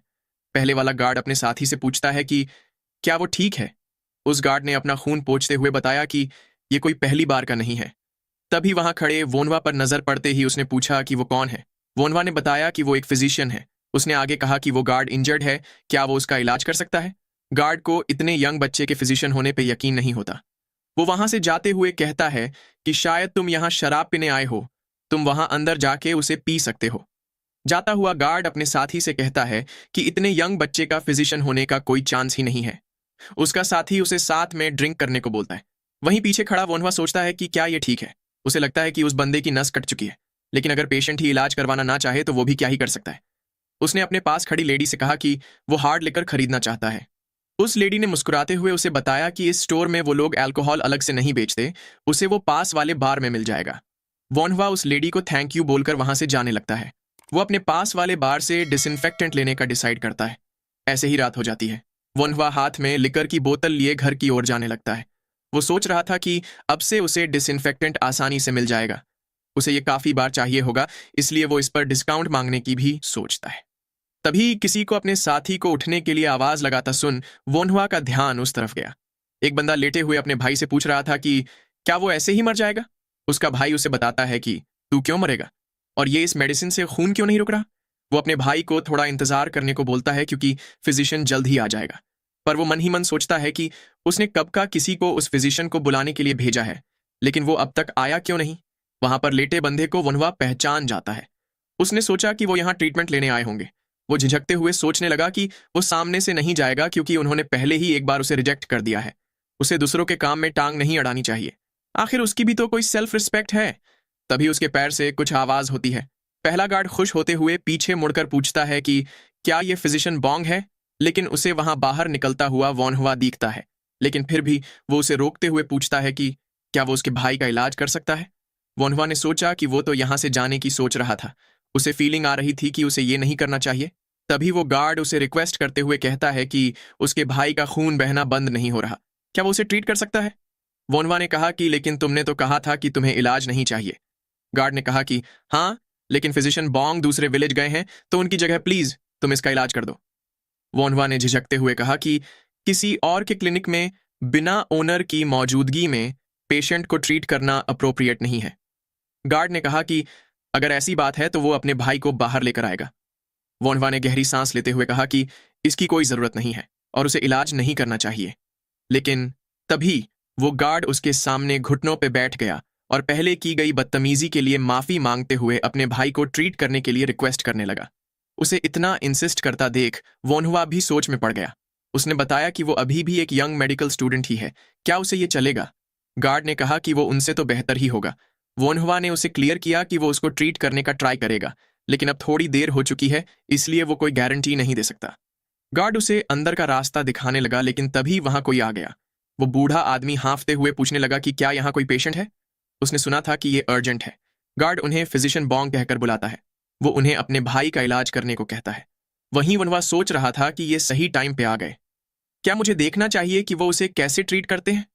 फिजिशियन बॉन्ग उस गार्ड का घाव देखने लगते हैं। उसके घाव से अभी भी खून बहे जा रहा था। ये देखकर फिजिशियन बॉन्ग ने कहा कि लगता है उसके चेहरे की सबसे मोटी नस कट चुकी है। लगता है अब मुझे ब्लीडिंग रोकने के लिए एक्यूपंक्चर अप्लाई करना होगा। उन्हें ऐसा कहते सुन वनवा सरप्राइज्ड हो गया, क्योंकि उसने ब्लीडिंग रोकने के लिए यह मेथड पहले कभी नहीं देखी थी। बॉन्ग ने अपनी जेब से एक्यूपंक्चर की नीडल्स निकाली और गार्ड को ट्रीट करने के लिए रेडी हो गए। उन्होंने वो नीडल घाव के पास ही लगा दी। इससे उसके घाव से खून बहना कम हो गया। ये देखकर वनवा हैरान रह जाता है कि बॉन्ग ने नर्व सिमुलेट करी ताकि मसल चौड़े हो जाए और ब्लड वेसल्स पे प्रेशर लगे। वो जब डॉक्टर था तब उसे ये मेथड नहीं पता थी। एक्यूपंक्चर टेक्निक भी एक ग्रेट साइंटिफिक मेडिकल आर्ट है। गार्ड पूछने लगा कि क्या उसका भाई ठीक हो गया? बॉन्ग ने उसके मुंह पर पट्टी लगाते हुए कहा कि उन्होंने वो जितना कर सकते हैं उतना कर दिया है। गार्ड उनको थैंक यू बोलने लगा। बॉन्ग ने कहा कि अभी भी खतरा टला नहीं है। 15 मिनट के बाद वो नीडल निकाल लेंगे। अगर तब खून निकलना बंद नहीं हुआ तो उनके पास और कोई तरीका नहीं है। ये सुन गार्ड वरीड होकर पूछने लगा कि वो ये क्या कह रहे हैं? क्या उसका भाई अभी भी मर सकता है? लेकिन खून निकलना तो बंद हो चुका है ना? बॉन्ग ने बताया कि खून नीडल की वजह से बंद हुआ है। गार्ड ने पूछा कि तो क्या फिर वो लोग नीडल को ऐसे ही नहीं रख सकते? बॉन्ग ने बताया कि ऐसा करने पर वो या तो अंधा या तो पागल हो सकता है। उनकी बात सुन गार्ड दंग रह गया। वो दुखी होकर वहीं जमीन पर बैठ के रोने लगा। ये सब देखकर वनवा इरिटेट होकर सोचता है कि तो ये सिर्फ एक टेम्पररी सॉल्यूशन ही था। अब उन्हें ब्लड वेसल्स कनेक्ट करनी होंगी, लेकिन इससे दूसरों के बिजनेस में दखल पड़ सकता है। तभी फिजिशियन बॉन्ग ने पीछे मुड़कर उससे पूछा कि वो कौन है। वनवा ने मुस्कुराते हुए कहा कि वो तो बस मेडिकल आर्ट का एक स्टूडेंट है। बॉन्ग ने पूछा कि अच्छा, मेडिकल आर्ट्स का स्टूडेंट? वनवा ने बताया कि वो किताबें पढ़ता आ रहा है, इसलिए उसने कुछ मेडिकल की किताबें भी पढ़ी हैं और उसे कुछ बार प्रैक्टिस किया है। बॉन्ग ने उस पर ज्यादा ध्यान ना देते हुए सोचा कि इतना यंग लड़का कुछ ज्यादा नहीं कर सकता। तभी वोनहुआ उनका ध्यान अपनी ओर खींचता है। वो उनसे पूछता है कि क्या वो पेशेंट की ब्लड वेसल्स कनेक्ट करने की कोशिश कर सकता है? इस बात पर बॉन्ग काफी सरप्राइज्ड होते हैं। उन्होंने पूछा कि क्या अभी तुमने ब्लड वेसल्स कनेक्ट करने की बात कही? वोनहुआ हाँ में जवाब देता है। फिजिशियन बॉन्ग सोच में पड़ गए कि बस घाव देखकर ही ये समझ गया कि इसकी ब्लड वेसल्स कटी हैं, और ऊपर से वो कह रहा है कि वो इसे ठीक भी कर सकता है। उन्होंने गार्ड की ओर देखकर सोचा कि वैसे भी इसके सर्वाइव करने के चांस कम है। वो वोनहुआ से ट्राई करने को कहते हैं। वोनहुआ उन्हें शुक्रिया अदा करता है। फिर वो बॉन्ग से किसी स्पॉट पे प्रेशर देने को कहता है। बॉन्ग भी उसके कहे मुताबिक करने लगते हैं। वोनहुआ ने नीडल पकड़ते हुए सोचा कि वैसे तो नसों के लिए पतली नीडल यूज करनी चाहिए, लेकिन उसके पास और कोई चॉइस नहीं है। वहीं बॉन्ग सरप्राइज्ड होकर सोच रहा था कि क्या ये नीडल यूज करने वाला है। वोनहुआ ने मन ही मन कहा कि ये बंदा एनेस्थेटाइज्ड नहीं है, इसलिए उसे ये जल्दी करना होगा। बिना राइट टूल्स के ये काम बहुत ही मुश्किल है। वो उस आदमी की नस देखने का डिसाइड करता है, लेकिन उसके घाव चौड़ा करते ही वो बंदा दर्द से चीख पड़ा। पर तभी बॉन्ग ने उसके गले में एक नीडल लगा दी। इससे वो बंदा धीरे धीरे अपना होश खोने लगा। वोनहुआ ने पूछा कि क्या उन्होंने एक्यूपंक्चर से दर्द कम किया है? बॉन्ग ने हाँ में जवाब दिया और पूछने लगे कि तुमने तो कहा था कि तुम मेडिकल के स्टूडेंट हो, लेकिन क्या तुम्हें बेसिक भी नहीं पता? वोनहुआ ने झेपते हुए कहा कि उसने अब तक एक्यूपंक्चर नहीं सीखा। वो मन ही मन एक्यूपंक्चर सीखने की ठान लेता है। वो बॉन्ग को फिर से किसी स्पॉट पे प्रेशर देने को कहता है जब तक कि वो नसें कनेक्ट करे। वोनहुआ ने काफी हद तक घाव की स्ट्रेचिंग कर दी थी, इसीलिए वो बॉन्ग को बताता है कि अब प्रेशर देने की जरूरत नहीं है और वो अपनी नीडल भी वापस निकाल ले सकते हैं। फिजिशियन बॉन्ग पूरी तरह से हैरान होकर लेटे हुए गार्ड को देखकर सोच रहे थे कि क्या इस दुनिया में पहले ऐसा कोई मेडिकल आर्ट था? ये तो काफी अमेजिंग लगता है, और ऊपर से ऐसा लगता है कि इस लड़के को ये करने की आदत है। वहीं वोनहुआ उस गार्ड के भाई को क्या क्या प्रिकॉशंस लेने हैं ये समझ आ रहा था। वो उसे बताता है कि वो 2 हफ्तों के बाद थ्रेड निकाल सकते हैं। थोड़ी देर बाद वो दोनों ही गार्ड्स क्लिनिक से बाहर निकलकर वोनहुआ से थैंक यू कहते हैं। वो खुश होते हुए वहां से जाने लगते हैं। वहीं वोनहुआ उन्हें आगे से हर्ट ना होने के लिए कहता है। बॉन्ग अभी भी उन्हें जाता देखकर सोचता है कि उसे तो लगा था कि वो या तो मर जाएगा या डिसेबल हो जाएगा। तभी पीछे से उन्हें वोनहुआ बुलाता है और कहता है कि वो उनसे एक्यूपंक्चर सीखना चाहता है। फिजिशियन बॉन्ग कहने लगे कि अगर वो उन्हें स्किन की स्टिचिंग करके नसें कनेक्ट करना सिखाएगा तो वो भी उसे एक्यूपंक्चर करना सिखाएंगे। वोनहुआ भी हंसते हुए उनकी बात मान जाता है। वो दोनों ही एक दूसरे से कुछ नया सीखने की उम्मीद जताते हैं। वहीं घर पे चाय पीते हुए ख्वाबोक ने कहा कि उसने सुना था कि उनकी माँ शाम को चलने के लिए गार्डन में गई थी। ख्वाफेन ने कहा कि वोनहुआ ने जैसा कहा था वैसा ही हुआ। टी लेते ही वो पहले से थोड़ी बेहतर हो गई। ख्वाबोक ने भी उसकी बात में हामी भरते हुए कहा कि वोनहुआ की बताई दवाई उस फिजिशियन के प्रिस्क्रिप्शन से बेहतर है। ख्वाफेन ने उससे पूछा कि फिर तो अब ख्वाबोक अच्छे से अपनी स्टडीज पे कॉन्सेंट्रेट कर पाता होगा। ख्वाबोक ने भी जवाब दिया कि हाँ, वो अब थोड़ा रिलीव्ड है, लेकिन आजकल ऐसा लगता है कि वोनहुआ किताबें नहीं पढ़ रहा। वो उससे पैसे मांगता रहता है बाहर जाकर कुछ करने के लिए। ख्वाफेन ने पूछा कि क्या उसे वोनहुआ से इस बारे में बात करनी चाहिए। ख्वाबोक ने उसे ऐसा करने से मना किया और कहा कि बस उसे सेल्फ डिफेंस के लिए थोड़ी सोर्ड्समैनशिप सिखा दो, क्योंकि बाहर खतरा होता है। ख्वाफेन सोचने लगा कि ख्वाबोक के द्वारा उसे मार्शल आर्ट्स सिखाने को कहा जाना थोड़ा अनयूजुअल है। तभी वोनहुआ घर पहुंच जाता है। ख्वाफेन ने पूछा कि क्या तुम अब जाकर घर आए। वोनहुआ ने कहा कि हाँ, वो उससे थोड़ा लेट हो गया। तभी उसके कपड़े पे लगा खून देखकर ख्वाफेन चौंक जाता है। वो उसका हाथ पकड़कर पूछने लगा कि ये क्या है। वोनहुआ ने कहा कि ये उसका नहीं है, ये तो उसने एक बंदे को ट्रीट किया था उसका है। ख्वाफेन पूछने लगा कि ट्रीट से क्या मतलब। अब क्या उसने बाहर घूमकर फिजिशियन की तरह प्रिटेंड करना शुरू कर दिया है। अब क्या वो रेपुटेशन कमाकर रॉयल कोर्ट में फिजिशियन बनने का सोच रहा है। वोनहुआ ने कहा कि ग्रेट फैमिलीज में भी ऐसे लोग होते हैं जो मेडिकल आर्ट्स से रेपुटेशन कमाते हैं, लेकिन फिलहाल बात वो नहीं है। वो उनकी माँ की डिजीज के लिए एक्सपेरिमेंट करने की सोच रहा है। ख्वाफेन ने भी सरप्राइज होकर कहा कि उसे नहीं पता था कि वो ऐसा कुछ कर रहा है। तभी ख्वाबोक ने उसे कहा कि उसकी बताई हुई दवाई इफेक्टिव थी, लेकिन वो तो एक फिजिशियन है भी नहीं, इसलिए ये सब उसे नहीं करना चाहिए। वोनहुआ मन ही मन उसे कमीना बच्चा कहता है। वाफेन हंसते हुए उसे कहता है कि अभी उनकी माँ ठीक हो रही है, इसीलिए वो उस पर ट्रस्ट करता है। वोनहुआ ने भी मुस्कुराते हुए थैंक यू बोला। वाफेन ने उसे आगे बताया कि वाबॉक ने मुझसे तुम्हें सोर्ड्समैनशिप सिखाने को बोला है। वोनहुआ पूछने लगा कि सोर्ड्समैनशिप। वाफेन ने कहा कि वो बिना सोर्ड के बाहर घूमता है, इसलिए वाबॉक वरीड था। वो उसे अपने पीछे आने को कहता है। उसके साथ जाते हुए वोनहुआ ने सोचा कि उसे नहीं पता कि फ्यूचर में क्या होगा, इसलिए उसे ये सीखने का मौका ले लेना चाहिए। तभी वाफेन ने उसकी तरफ कुछ फेंकते हुए उससे वो पहनने को कहा। उस आर्मर को देखकर वोनहुआ ने कहा कि यह कुछ ज्यादा ही मोटा है, इससे तो वो स्लो हो जाएगा। उसने शिकायत की कि अगर वो अकेला इसे पहनेगा तो ये तो अनफेयर होगा, वाफेन को भी पहनना चाहिए। वाफेन ने हंसते हुए पूछा कि क्या तुम मुझे हिट कर भी पाओगे। मुझे नहीं पता कि अगर तुमने बिना मुझे बताए कोई मार्शल आर्ट्स सीखा हो, लेकिन उससे कोई फर्क नहीं पड़ता। अगर तुम मुझे हिट कर पाओ तो मैं भी एक आर्मर पहन लूंगा। वोनहुआ ने उसे हिट होने के बाद रिग्रेट न करने को कहा। वो मन ही मन कहता है कि उसने काफी साल जी रखे हैं। हवाफिन भी उसकी तरफ लकड़ी की सोड फेंकते हुए कहता है कि उसे उम्मीद है कि उसे रिग्रेट हो। उसने पूछा कि क्या अब वो शुरू करे। वो दोनों ही आमने सामने खड़े हो गए। वाफिन वोनहुआ को पहले अटैक करने का मौका देता है। वोनहुआ ने सोचा कि जो सोर्ड्समैनशिप उसे ना आती हो, उसे यूज करने से अच्छा उसे अपनी पिछली जिंदगी में सीखा हुआ केंडो यूज करना चाहिए। उसने अपनी सोर्ड के साथ पोजीशन ले ली। फिर तुरंत ही उसने ह्वाफेन पे अटैक कर दिया। तभी ह्वाफेन ने अपनी सोर्ड बढ़ाई, जो कि सीधा वोनहुआ के पेट में जाकर लगी। उसके लगते ही वोनहुआ पीछे जा गिरा। ह्वाफेन को उसकी सोर्ड बहुत ही धीमी लगती है। उसने वोनहुआ से पूछा कि वो इतना जल्दी क्यों स्विंग कर रहा है। वहीं वोनहुआ दर्द से कराहते हुए सोचता है कि ह्वाफेन ने तो बस हल्के से पोक किया था, वो इतना तेज क्यों था। उसने उठ बैठते हुए कहा कि अब वो उसे अपनी असली स्किल्स दिखाएगा। अब की बार वो स्लैश करने की जगह स्टैब करेगा। वो फेंसिंग टेक्निक्स का यूज करेगा। फेंसिंग की तेज स्पीड के चलते वो उसे कम से कम एक बार तो हिट कर ही सकता है। वाफेन ये नई सोर्ड स्टाइल देखकर सरप्राइज्ड हो जाता है। वोनहुआ उसकी तरफ बढ़ते हुए सोचता है कि वो अपना हाथ जितना दूर जितना जल्दी हो सके उतना खींचेगा, लेकिन तभी वाफेन साइड में हटकर उसे ब्लॉक कर देता है। इससे वोनहुआ उसके पीछे जा गिरा। वाफेन जमीन पे लेटकर दर्द से कराहते हुए वोनहुआ की तरफ बढ़ा। वो उसे पोके करके पूछने लगा कि उसने अपना मार्शल आर्ट्स किससे सीखा है। वहीं वोनहुआ कहता है कि उसे पता था कि उसका भाई मार्शल आर्ट्स में अच्छा है, लेकिन इतना ज्यादा। वो हावाफेन से एक बार और लड़ने को कहता है। हावाफेन ने कहा कि ये मीनिंगलेस है, उसकी स्किल्स स्पारिंग के लिए अच्छी नहीं है। वो उसे खुद को फॉलो करने को कहता है क्योंकि अब वो उसे सब कुछ बेसिक्स से सिखाएगा। वोनवा भी हाँ कहता हुआ उसके साथ जाने लगा। वहां पे रस्सी से एक पत्थर लटका होता है। वाफेन ने उसकी ओर इशारा करते हुए पूछा कि क्या उसे टहनी पे लटका वो पत्थर दिख रहा है। वोनवा को उसी पत्थर को स्टैब करने की कोशिश करनी होगी।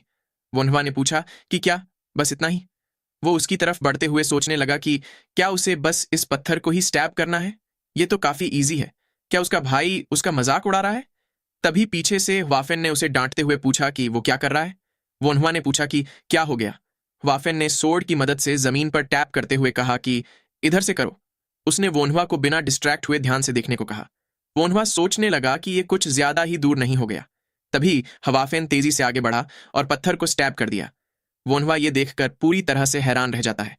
वाफेन ने उसे देखते हुए कहा कि अब उसकी बारी। वो पत्थर अभी भी झूल रहा था। वोनवा भी उसके साथ झूलते हुए देखने लगा। वाफेन ने पूछा कि वो ये क्या कर रहा है। वोनवा ने बताया कि वो इसके ठहरने का वेट कर रहा है। वाफेन ने पूछा कि क्या उसने कभी एनिमी को एक जगह खड़े देखा है। वो उसे उस हिल रहे पत्थर को ही स्टैब करने को कहता है। वोनवा ने पिस्ट होते हुए सोचा कि लेकिन जब वो स्टैब कर रहा था तब तो पत्थर स्थिर था। ये तो अनफेयर है। वो उस पत्थर को स्टैब करने की कोशिश करता है लेकिन वो उसे हर बार चूक जाता है। वाफेन वहां से जाते हुए उसे कहता है कि अगर वो 10 में से 3 बार कंसेक्यूटिवली सक्सीड हो जाए तो वो वापस जा सकता है। वहीं वह हांफते हुए सोचता है कि ये तो स्टैब हो ही नहीं रहा। वो बार बार कोशिश करते हुए उस पत्थर को हिट हो जाने के लिए रिक्वेस्ट करता है। कुछ कुछ बार वो पत्थर को हिट कर भी देता था। थोड़ी देर बाद वो हांफते हुए जमीन पर बैठ गया और इरिटेट होकर सोचने लगा कि वो 100 में से बस 3 बार ही उसे हिट कर पाया है। उसने सोचा कि क्या उसे मार्शल आर्ट्स पे गिव अप करके बस अपने मेडिकल आर्ट पे फोकस करना चाहिए। लेकिन तभी उसे अपना वो असैसिनेशन वाला दिन याद आता है। वोनवा हांफते हुए खड़ा हो गया और कहने लगा कि वो पिछली बार की तरह नहीं मर सकता। उसने डॉक्टर बनने के लिए काफी कुछ सहा था और अगर उससे कंपेयर किया जाए तो ये पत्थर तो कुछ भी नहीं है। वो फिर से हिट करने के लिए रेडी हो गया। ऐसे ही पूरी रात बीत जाती है। अगले दिन बर्ड्स की चहचहाहट के साथ सुबह होती है। वाफेन उबासी लेते हुए बाहर आया। वो सोचने लगा कि क्या पिछले दिन उसने वनहुआ को जो करने को बोला था उसमें वो सक्सीड हुआ। तभी उसे जमीन पर एक गड्ढा दिखता है। वो सोचने लगा कि यह गड्ढा क्या है। उसने इतना तो कितनी देर तक ट्राई किया होगा कि यहाँ गड्ढा बन गया। पेड़ की तरफ देखकर वो पूछने लगा कि यहाँ 3 पत्थर क्यों हैं। क्या उसने परहैप्स एक साथ 3 पत्थरों को मारने की कोशिश की थी। वहीं घर के अंदर वनहुआ आराम से सोकर उठता है। उसने अंगड़ाई लेते हुए कहा कि उसे अच्छी नींद आई। तभी अपना हाथ देखकर वो दंग रह गया। वो सोचने लगा कि ये क्या है। उसे एक दिन में ही मसल्स कैसे आ गए।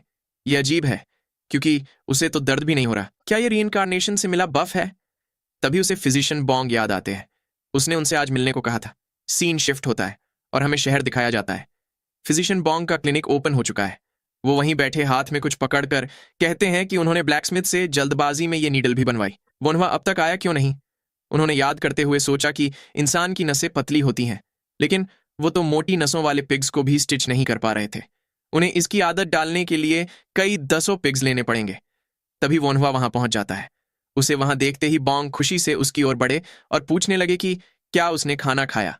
वोनहुआ ने कहा कि नहीं, अब तक नहीं। बॉन्ग उसे ले जाते हुए मुस्कुराकर कहते हैं कि तो पहले खाना खा लेते हैं।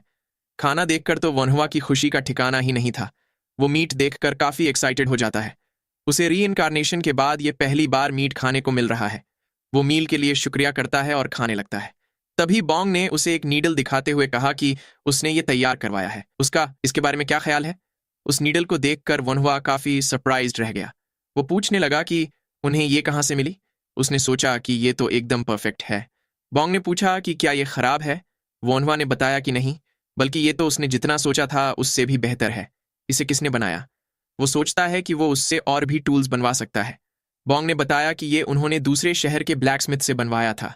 वो लोग सोल्जर्स के वेपन्स बनाते हैं लेकिन उन्होंने मुश्किल से उनसे ये बनवाने के लिए फेवर मांगा। वोनहुआ भी उनकी बात ध्यान से सुनता है।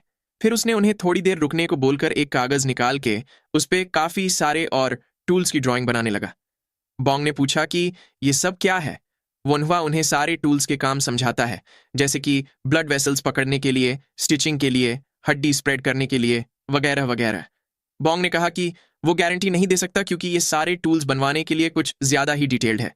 वोनहुआ ने कहा कि अगर उसकी थोड़ी बहुत भी नकल होगी तो भी पेशेंट्स को ट्रीट करने में काफी हेल्प मिलेगी।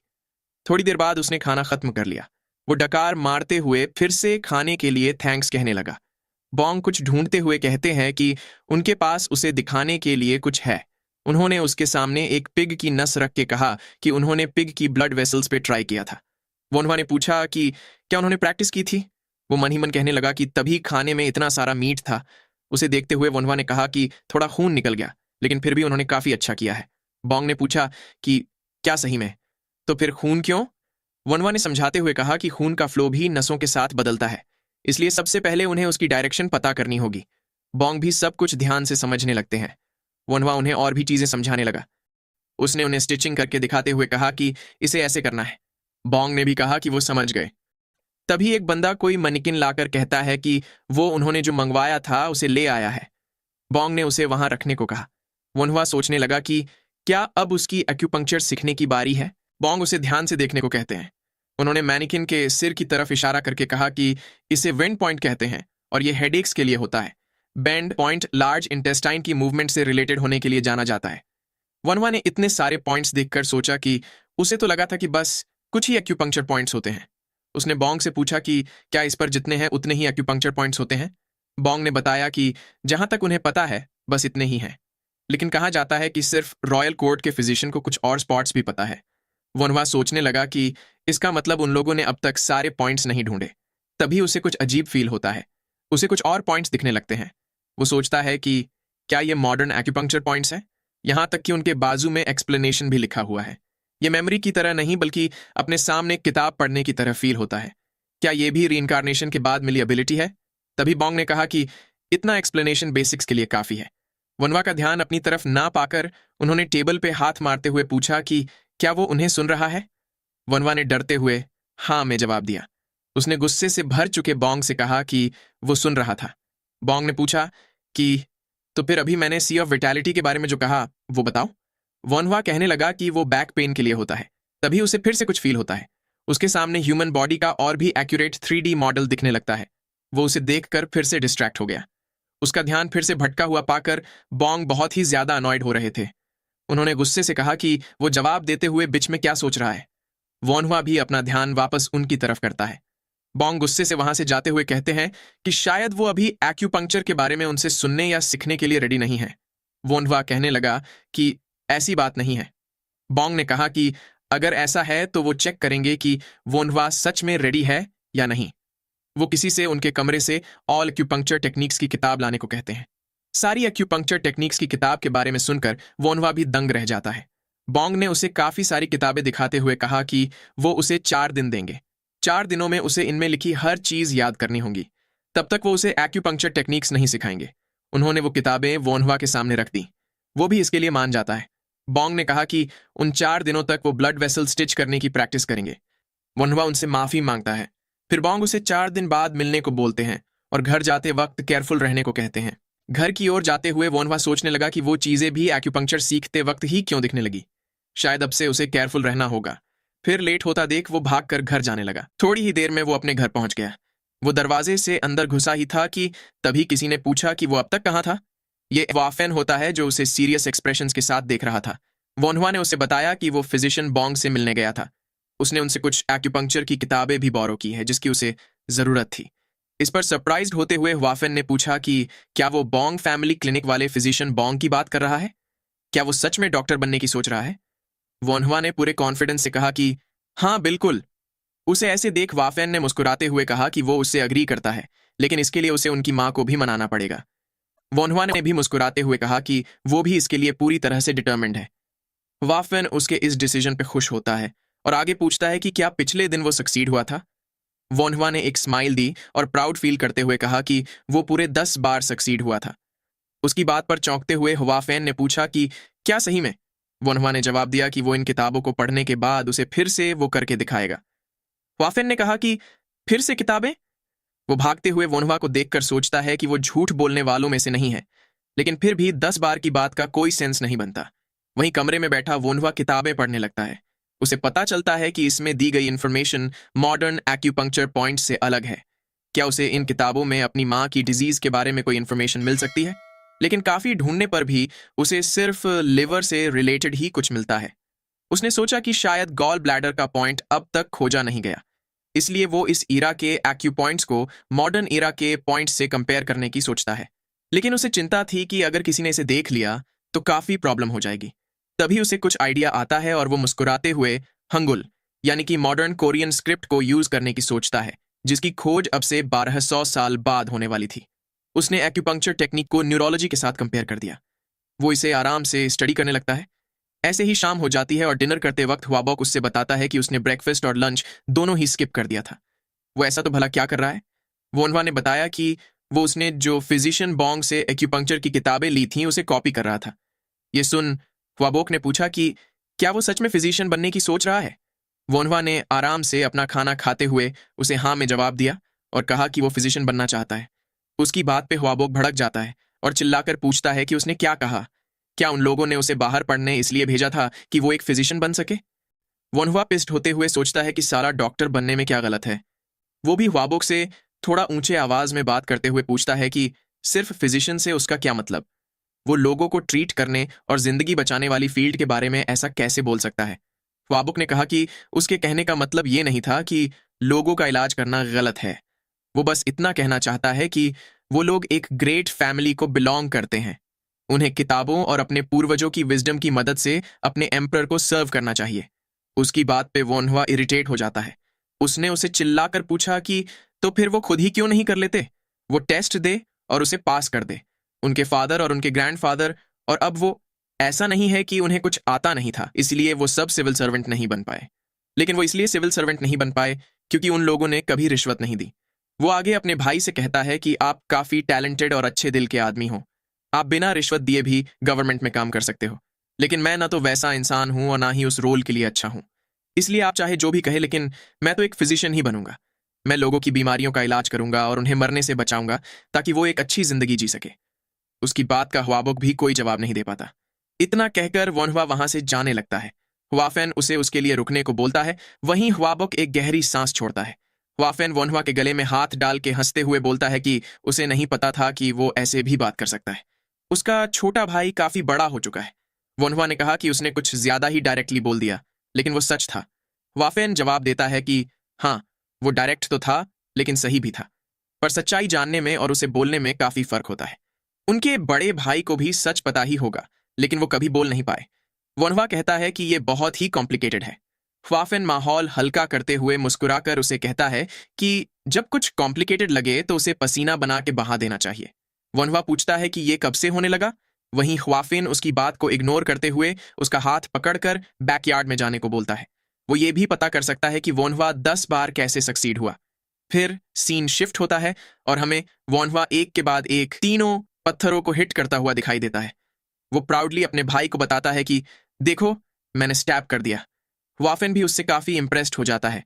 उसने टहनी पे और पत्थर लगाते हुए कहा कि उसे तो लगा था कि वोनहुआ के पास सिर्फ एकेडमिक टैलेंट ही है, लेकिन अब लगता है कि उसके पास मार्शल आर्ट्स का भी टैलेंट है। फिर वो अपनी सोर्ड के साथ पोजीशन लेते हुए बताता है कि अब इस बार 6 पत्थर होंगे। वो वोनहुआ को बिना कुछ मिस किए ध्यान से देखने को कहता है। वो तेजी से सोर्ड लेकर आगे बढ़ा और एक ही झटके में उन सारे पत्थरों को हिट कर दिया। वोनहुआ इम्प्रेस्ड होकर तालियां बजाते हुए कहता है कि ये तो काफी अमेजिंग है। वाफेन उसे कहता है कि अगर वो ये कर पाए तो वो बैंडिट्स के ग्रुप से भी आसानी से नहीं हारेगा, इसलिए उसे मेहनत से ट्रेन करना चाहिए। वोनहुआ भी उसे ठीक है कहता है। फिर वाफेन उसे बताता है कि अब वो उसे ब्लॉक करना सिखाएगा। वो दोनों ही सोर्ड के साथ आमने सामने खड़े हो जाते हैं। वाफेन उसे खुद पर अटैक करने को बोलता है। वोनहुआ ने सीरियस होते हुए सोचा कि उसने स्टैबिंग की काफी प्रैक्टिस करी है। वो तुरंत ही वाफेन की ओर बढ़ने लगता है, लेकिन वाफेन ने उसके सारे स्टैबिंग अटैक्स को डॉज कर लिया। वोनहुआ का अगला अटैक वाफेन ने अपनी सोर्ड की मदद से ब्लॉक कर दिया, लेकिन तभी वोनहुआ को कुछ रियलाइज होता है। उसे वाफेन के पीछे एक ब्लाइंड स्पॉट दिखता है। वो तुरंत ही अपनी सोर्ड उस स्पॉट पे स्टैब करने के लिए बढ़ाता है, लेकिन वाफेन उसके अटैक को फिर से ब्लॉक कर देता है। वोनहुआ ये देखकर दंग रह जाता है और कुछ कदम पीछे हटने लगता है। उसे यकीन नहीं हो रहा था कि उसके भाई ने इसे भी ब्लॉक कर दिया। वहीं वाफेन अब थोड़ा सीरियस होकर फाइट करने की सोचता है। वोनहुआ उससे थोड़ा दूर हटते हुए सोचता है कि उसे वाफेन से थोड़ा डिस्टेंस रखकर ओपनिंग मिलने का वेट करना चाहिए। इतना सोचकर वो पीछे हट ही रहा था कि तभी उसे अपने मुंह के पास सोड फील होती है। वो ये देखकर दंग रह गया। वो डरते हुए वाफेन से पूछता है कि वो यहाँ कब पहुंचा। वाफेन काफी खुश होकर उसकी तारीफ करते हुए कहता है कि उसकी फाइट अमेजिंग थी, उसे टेंशन नहीं लेना चाहिए क्योंकि वो बस उससे ही हारा है। वो उसकी थोड़ी देर पहले स्टैब करने के लिए की गई कोशिश की तारीफ करता है और सोचता है कि क्या ये बच्चा एक जीनियस है। वहीं वोनवा डिप्रेस होकर सोचने लगा कि वो अपने भाई को एक बार भी हिट नहीं कर पाया। वो पूछता है कि अगर वो अमेजिंग था तो उसने उसके सारे अटैक्स ब्लॉक कैसे कर लिए। वो हवा फैन को बताता है कि उसे अगले दिन मार्केट जाना है, इसलिए आज की ट्रेनिंग वो यही खत्म करेगा। हवा फैन उसे ठीक है कहता है और मेहनत से ट्रेनिंग जारी रखने को कहता है, क्योंकि अगली बार से वो डिफिकल्टी लेवल और बढ़ा देगा। वनवा ठीक है कहकर जाने लगता है। वहीं हवाफेन सोचता है कि ये तो इतने बढ़िया मार्शल आर्ट्स टैलेंट का वेस्ट है। फिर सीन शिफ्ट होता है और हमें एक घर जैसा कुछ दिखाया जाता है जिसकी चिमनी से धुआं निकल रहा था। फिजिशियन बॉन्ग अंदर जाते हुए वहां बैठकर कुछ बना रहे आदमी से पूछते हैं कि क्या वो बिजी है। वो आदमी खड़ा होकर उनका वेलकम करता है और पूछता है कि वो कब आए। बॉन्ग वहां रखे सामान को देखते हुए बताते हैं कि वो बस अभी अभी ही आए हैं।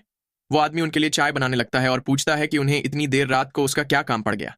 बॉन्ग चाय पीते हुए उसे बताते हैं कि वो बस पूछना चाहते थे कि क्या वो उनके लिए कुछ चीजें बना सकता है। वो आदमी हंसते हुए पूछता है कि ऐसी तो कौन सी चीज है जो वो रिक्वेस्ट करने में इतना अनकंफर्टेबल फील कर रहे हैं। ये सुन बॉन्ग ने उसकी तरफ एक कागज बढ़ा दिया।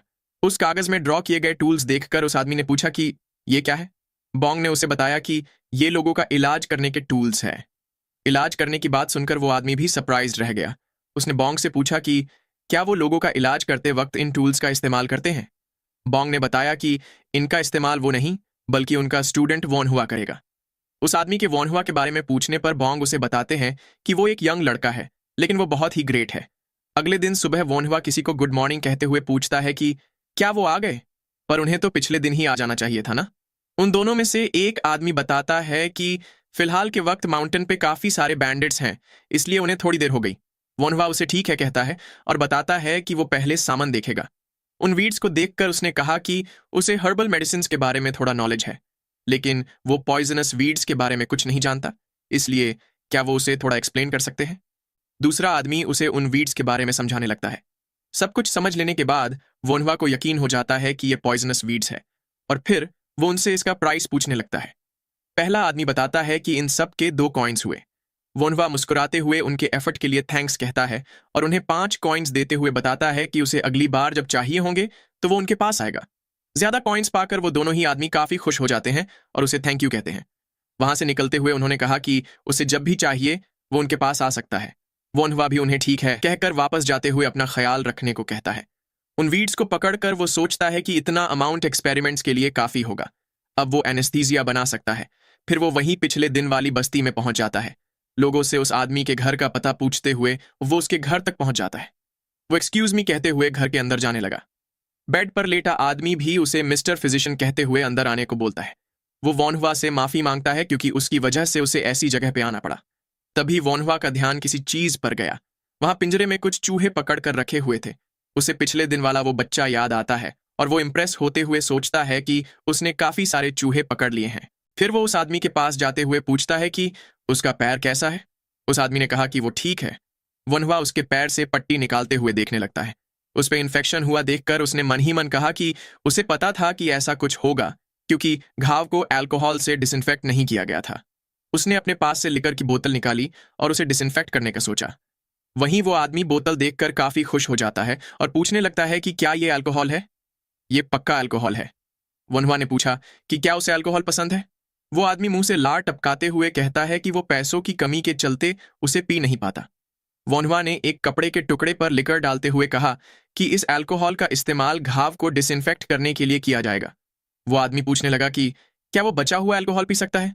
वोनवा ने मुस्कुराते हुए कहा कि अगर वो चाहे तो पी सकता है, पर फिर उसने ईवल स्माइल देते हुए कहा कि लेकिन उसके बाद उसे उसका पैर घुटनों के नीचे से काटना पड़ेगा।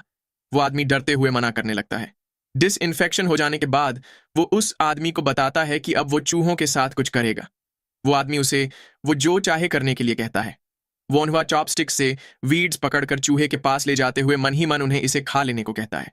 उसके पास सिरिंज भी नहीं थी, इसीलिए उसे ये बहुत ही मुश्किल लगता है। वो आदमी पूछने लगा कि क्या वो उन चूहों को पॉइजन से मारने की कोशिश कर रहा है। वोनवा ने बताया कि वो बस कुछ टेस्ट कर रहा है।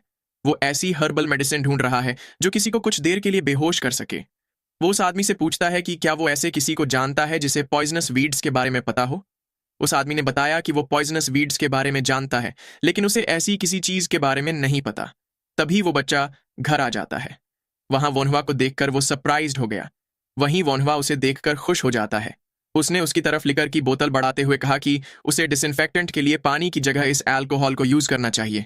वो बच्चा झिझकते हुए कहता है कि लेकिन ये तो काफी महंगा होगा, और अगर उसके पापा ने इसे पी लिया तो?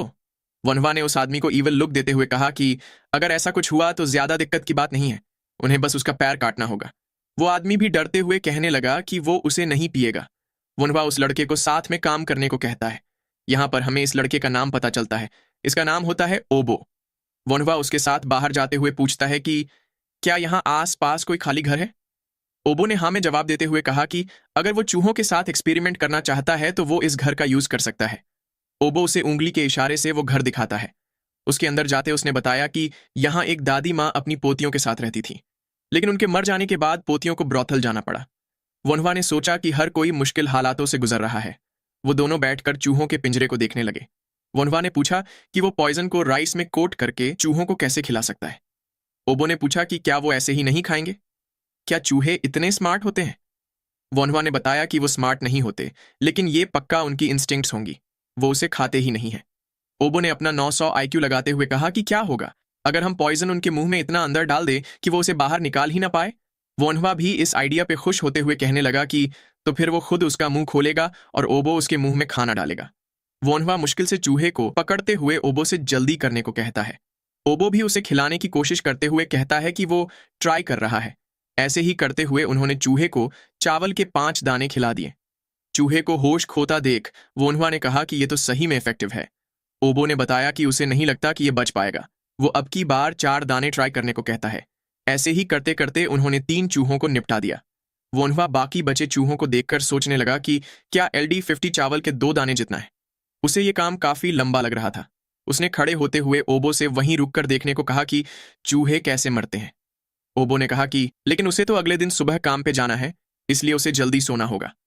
वोन्हवा ने मुस्कुराकर उसके हाथ में 5 कॉइन देते हुए कहा कि ये उसके अगले दिन के काम के लिए, अब उसे कहीं और काम पे जाने की जरूरत नहीं पड़ेगी। ओबो कहने लगा कि 5 कॉइन्स तो काफी ज्यादा है। वोन्हवा ने वहां से बाहर निकलते हुए कहा कि ये उसका डिसीजन है, क्योंकि वो खुद पैसे दे रहा है। फिर सीन शिफ्ट होता है और हमें हुआ रेजिडेंस दिखाई देता है। वोन्हवा घर पहुंचकर गहरी सांस लेता है। तभी किसी ने उसके गले में हाथ डालते हुए पूछा कि क्या वो वापस आ गया? ह्वाफेन उसे फिर से ट्रेनिंग करने को कहता है। वोन्हवा ने कहा कि वो काफी थक चुका है, लेकिन ह्वाफेन ने उसे साथ ले जाते हुए कहा कि वो अभी थकने के लिए काफी छोटा है। ऐसे ही वो दोनों फिर से बैकयार्ड में आमने सामने खड़े हो गए।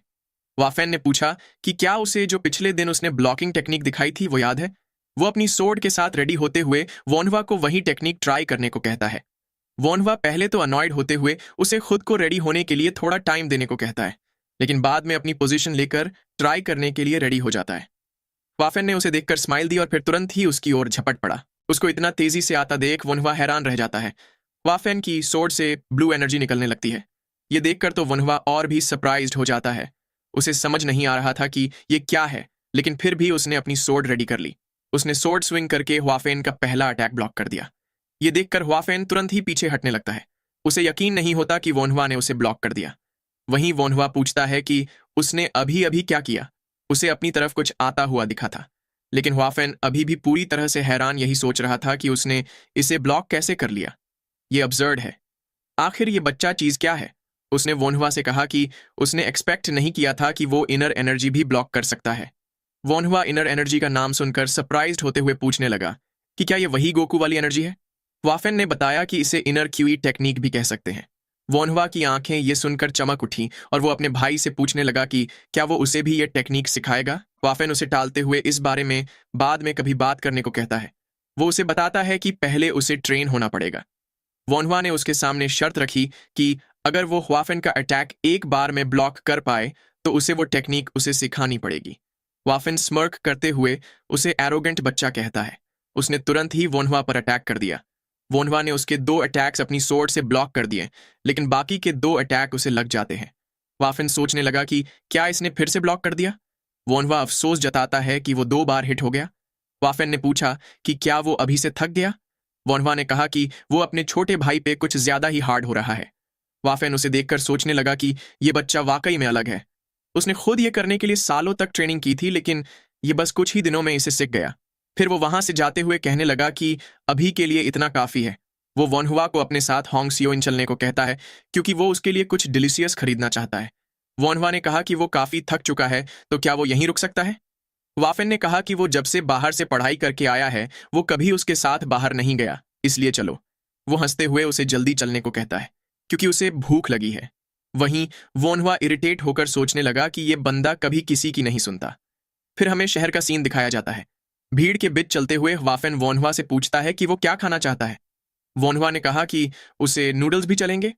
वाफेन ने पूछा कि उसे क्या लगता है उसका भाई कौन है, वो लोग मीट खाएंगे। खाने की टेबल पर बैठकर वाफेन ने वोनहुआ को ड्रिंक करने के लिए कहा, लेकिन अपने बड़े भाई को बताने से मना किया कि उसने उसे अल्कोहल दिलाया था। वोनहुआ भी उसकी बात मान जाता है। वो अपने भाई को ड्रिंक सर्व करने लगा। वो खुश होते हुए उसे पहली ड्रिंक के लिए टोस्ट करने को कहता है। वाफेन को समझ नहीं आता कि यह टोस्ट क्या होता है। वो सोचने लगा कि यह बच्चा पक्का बाहर से अजीब चीजें सीख कर आया है। वोनहुआ अपने भाई को टोस्ट करना सिखाते हुए कहता है कि वो तो बस सेलिब्रेट करना चाहता है क्योंकि ये उसके साथ पहली ड्रिंक है। वाफेन भी उसकी बात सुनकर खुश हो गया। दोनों ने ही साथ में चीयर्स किया और अपनी अपनी ड्रिंक पीने लगे। वोनहुआ को यह काफी अच्छा लगता है क्योंकि उसे पिए हुए काफी टाइम हो चुका था। तभी कोई चिल्लाकर किसी को गाली देता है। वोनहुआ सोचने लगा कि उसे लगा ही था कि कुछ दिनों से कुछ ज्यादा ही शांति है। किसी के बीच में लड़ाई होने लगती है। एक बंदा किसी के ऊपर चढ़ के मारते हुए कहता है कि उसने उसके जैसा कमीना कभी नहीं देखा। नीचे लेटा बंदा कहता है कि साले ये एक मिसअंडरस्टैंडिंग है। पहले आदमी ने उसे एक मुक्का जड़ते हुए कहा कि कमीने पैसे उड़ाने के लिए और भी जगह होती है। तेरी हिम्मत कैसे हुई अपने दोस्त की औरत पे ये करने की? नीचे वाला बंदा कहता है कि बात ऐसी नहीं है, लेकिन पहला वाला बंदा बिना उसकी बात सुने उसे पीटने लगता है। वोनहुआ ने सोचा कि उसे उम्मीद है कि इतने बुरे तरीके से पीटने के बाद कुछ दिक्कत ना हो जाए। पहले वाले आदमी ने दूसरे बंदे को मुंह पर एक जोरदार पंच मार दिया। वोनहुआ ने सोचा कि ये वाला तो काफी डेंजरस था।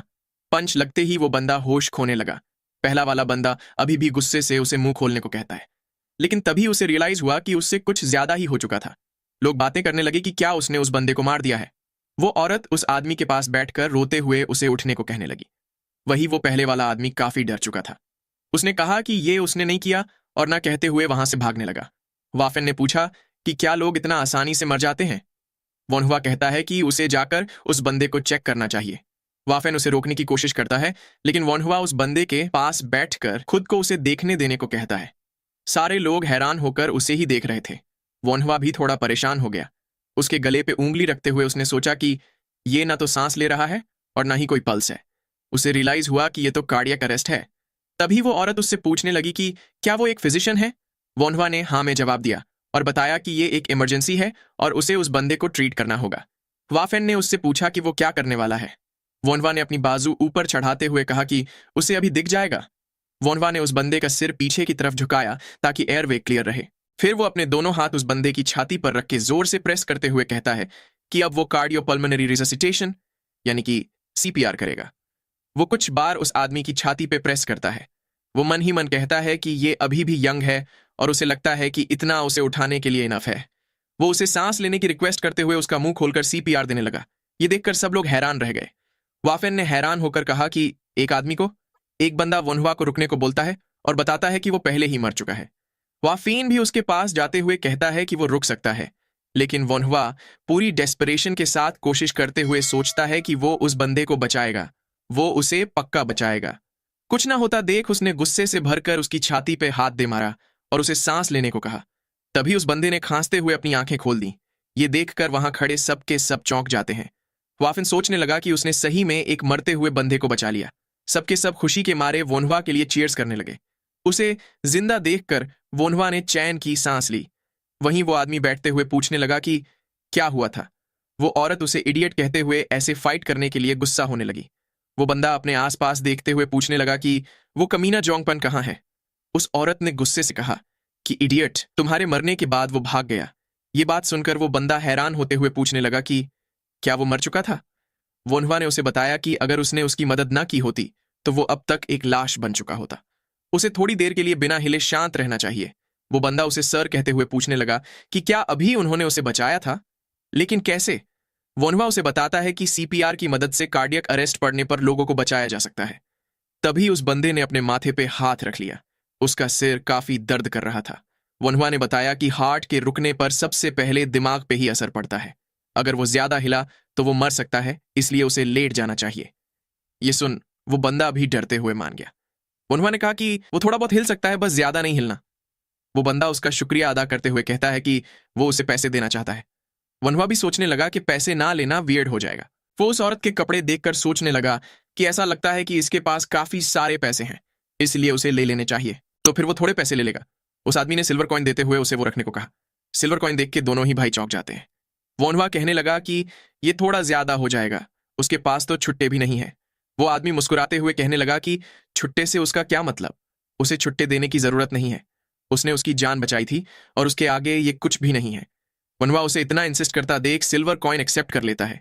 तभी कोई संगडुक यानी कि उस बंदे का नाम चिल्लाता है। वो पहले वाला बंदा अपने साथ फिजिशियन को लिए भागते हुए आने लगा, लेकिन उसे जिंदा देखकर सरप्राइज्ड होते हुए पूछने लगा कि वो तो मर गया था ना। संगड्यूक उसे कमीना कहते हुए पुरानी बातें भूल जाने को बोलता है। वो लेडी भी उसे वापस देखकर पूछने लगी कि क्या वो भागा नहीं था, वो बस फिजिशियन को लेने ही गया था क्या। वो उसे गुस्से से डांटने लगी। वहीं वोनहुआ अपने भाई को वहां से चलने को कहता है।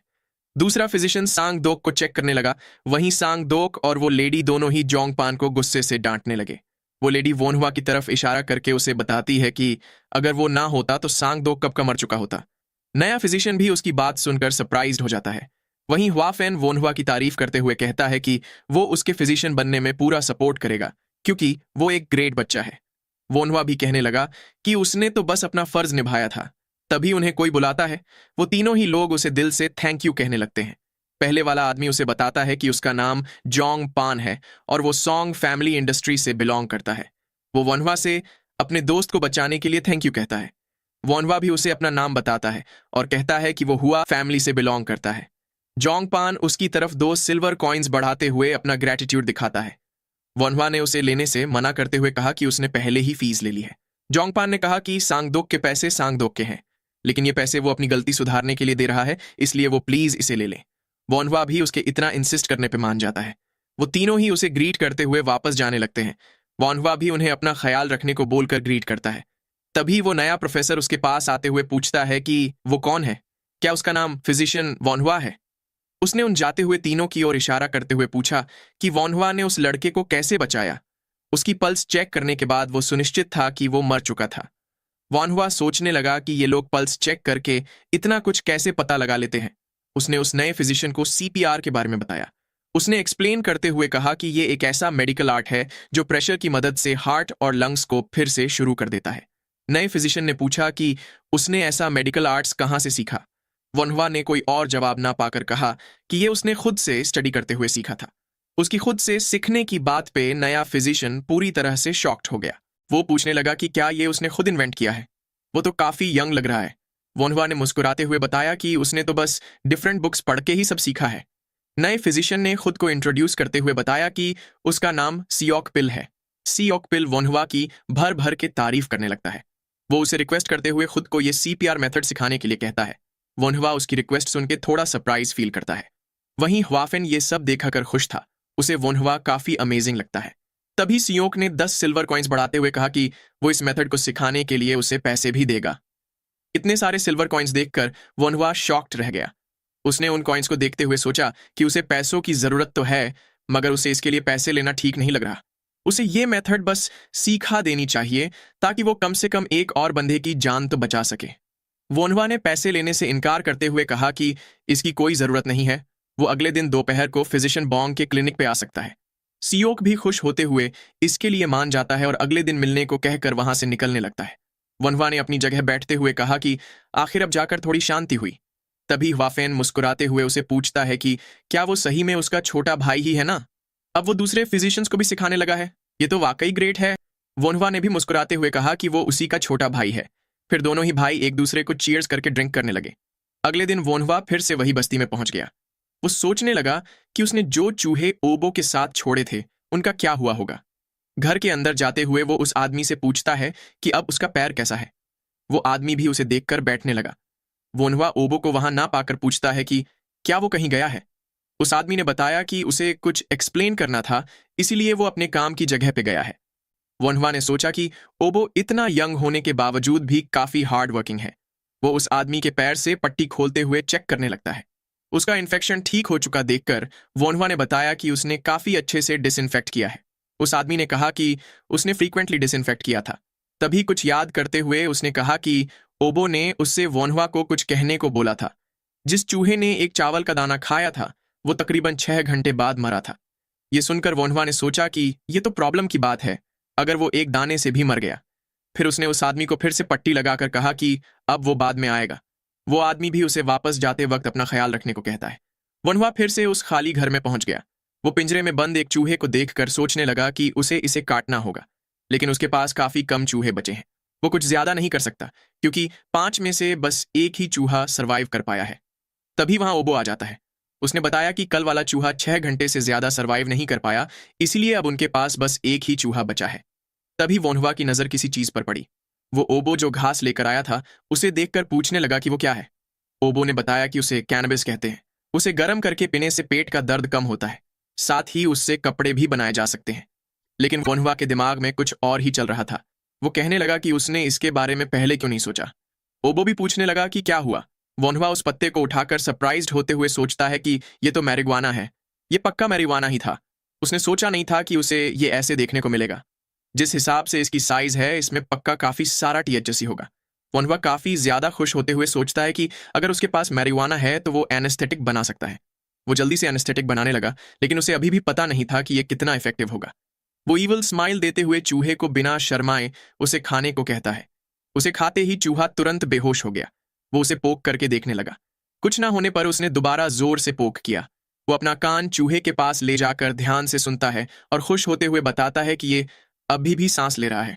फिर वो अपना मास्क लगाकर आंखों में ईविल लुक लिए नाइफ के साथ तैयार हो गया। ओबो भी उसे ऐसे देखकर डर जाता है। वोन्हवा ने चूहे को काटना शुरू किया। ओबो ने अपनी जिंदगी में पहली बार चूहे के इंटेस्टाइन देखे।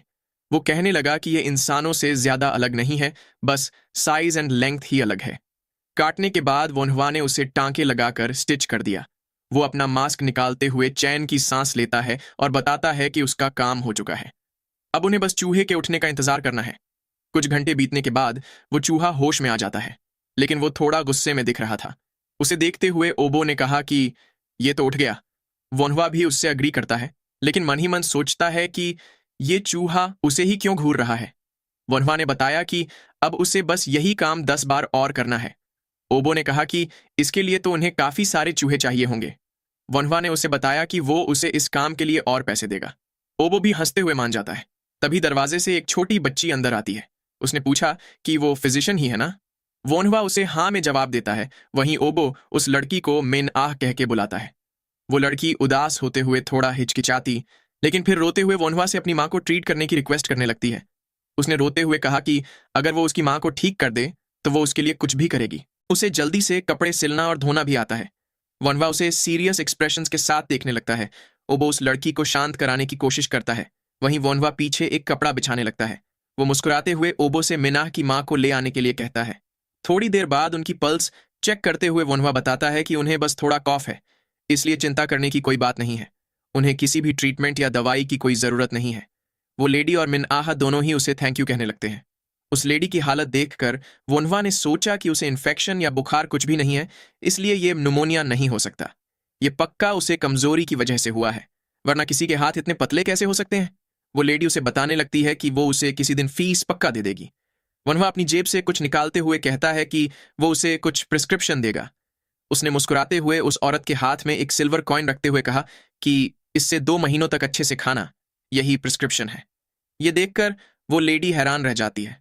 वो उसे बताती है कि अगर उसने ऐसा किया तो वो काफी सॉरी फील करेगी। वोन्हवा उसे कहता है कि अगर उसे सॉरी फील हो तो उसे जल्दी ठीक हो जाना चाहिए। वो चाहे तो किसी दिन उसे पैसे वापस कर सकती है। मिनआह उसकी बातें सुनकर रोने लगती है और उसे थैंक यू कहती है। वो लेडी घर जाते वक्त फिर से उसे शुक्रिया कहती है। वोन्हवा उन्हें गुड बाय कहता है। ओबो कहता है कि वो सही में एक ग्रेट फिजिशियन है। वोन्हवा ने कहा कि वो सिर्फ लकी था कि उसके पास उनकी मदद करने के लिए पैसे थे। ओबो ने बताया कि पर फिर भी इससे माइनाह को काफी मदद होगी। वोन्हवा ने बैठते हुए कहा कि वो लोग हमेशा ऐसा नहीं कर सकते। इससे मदद पाने वाले और मदद करने वाले दोनों को ही दिक्कत होगी।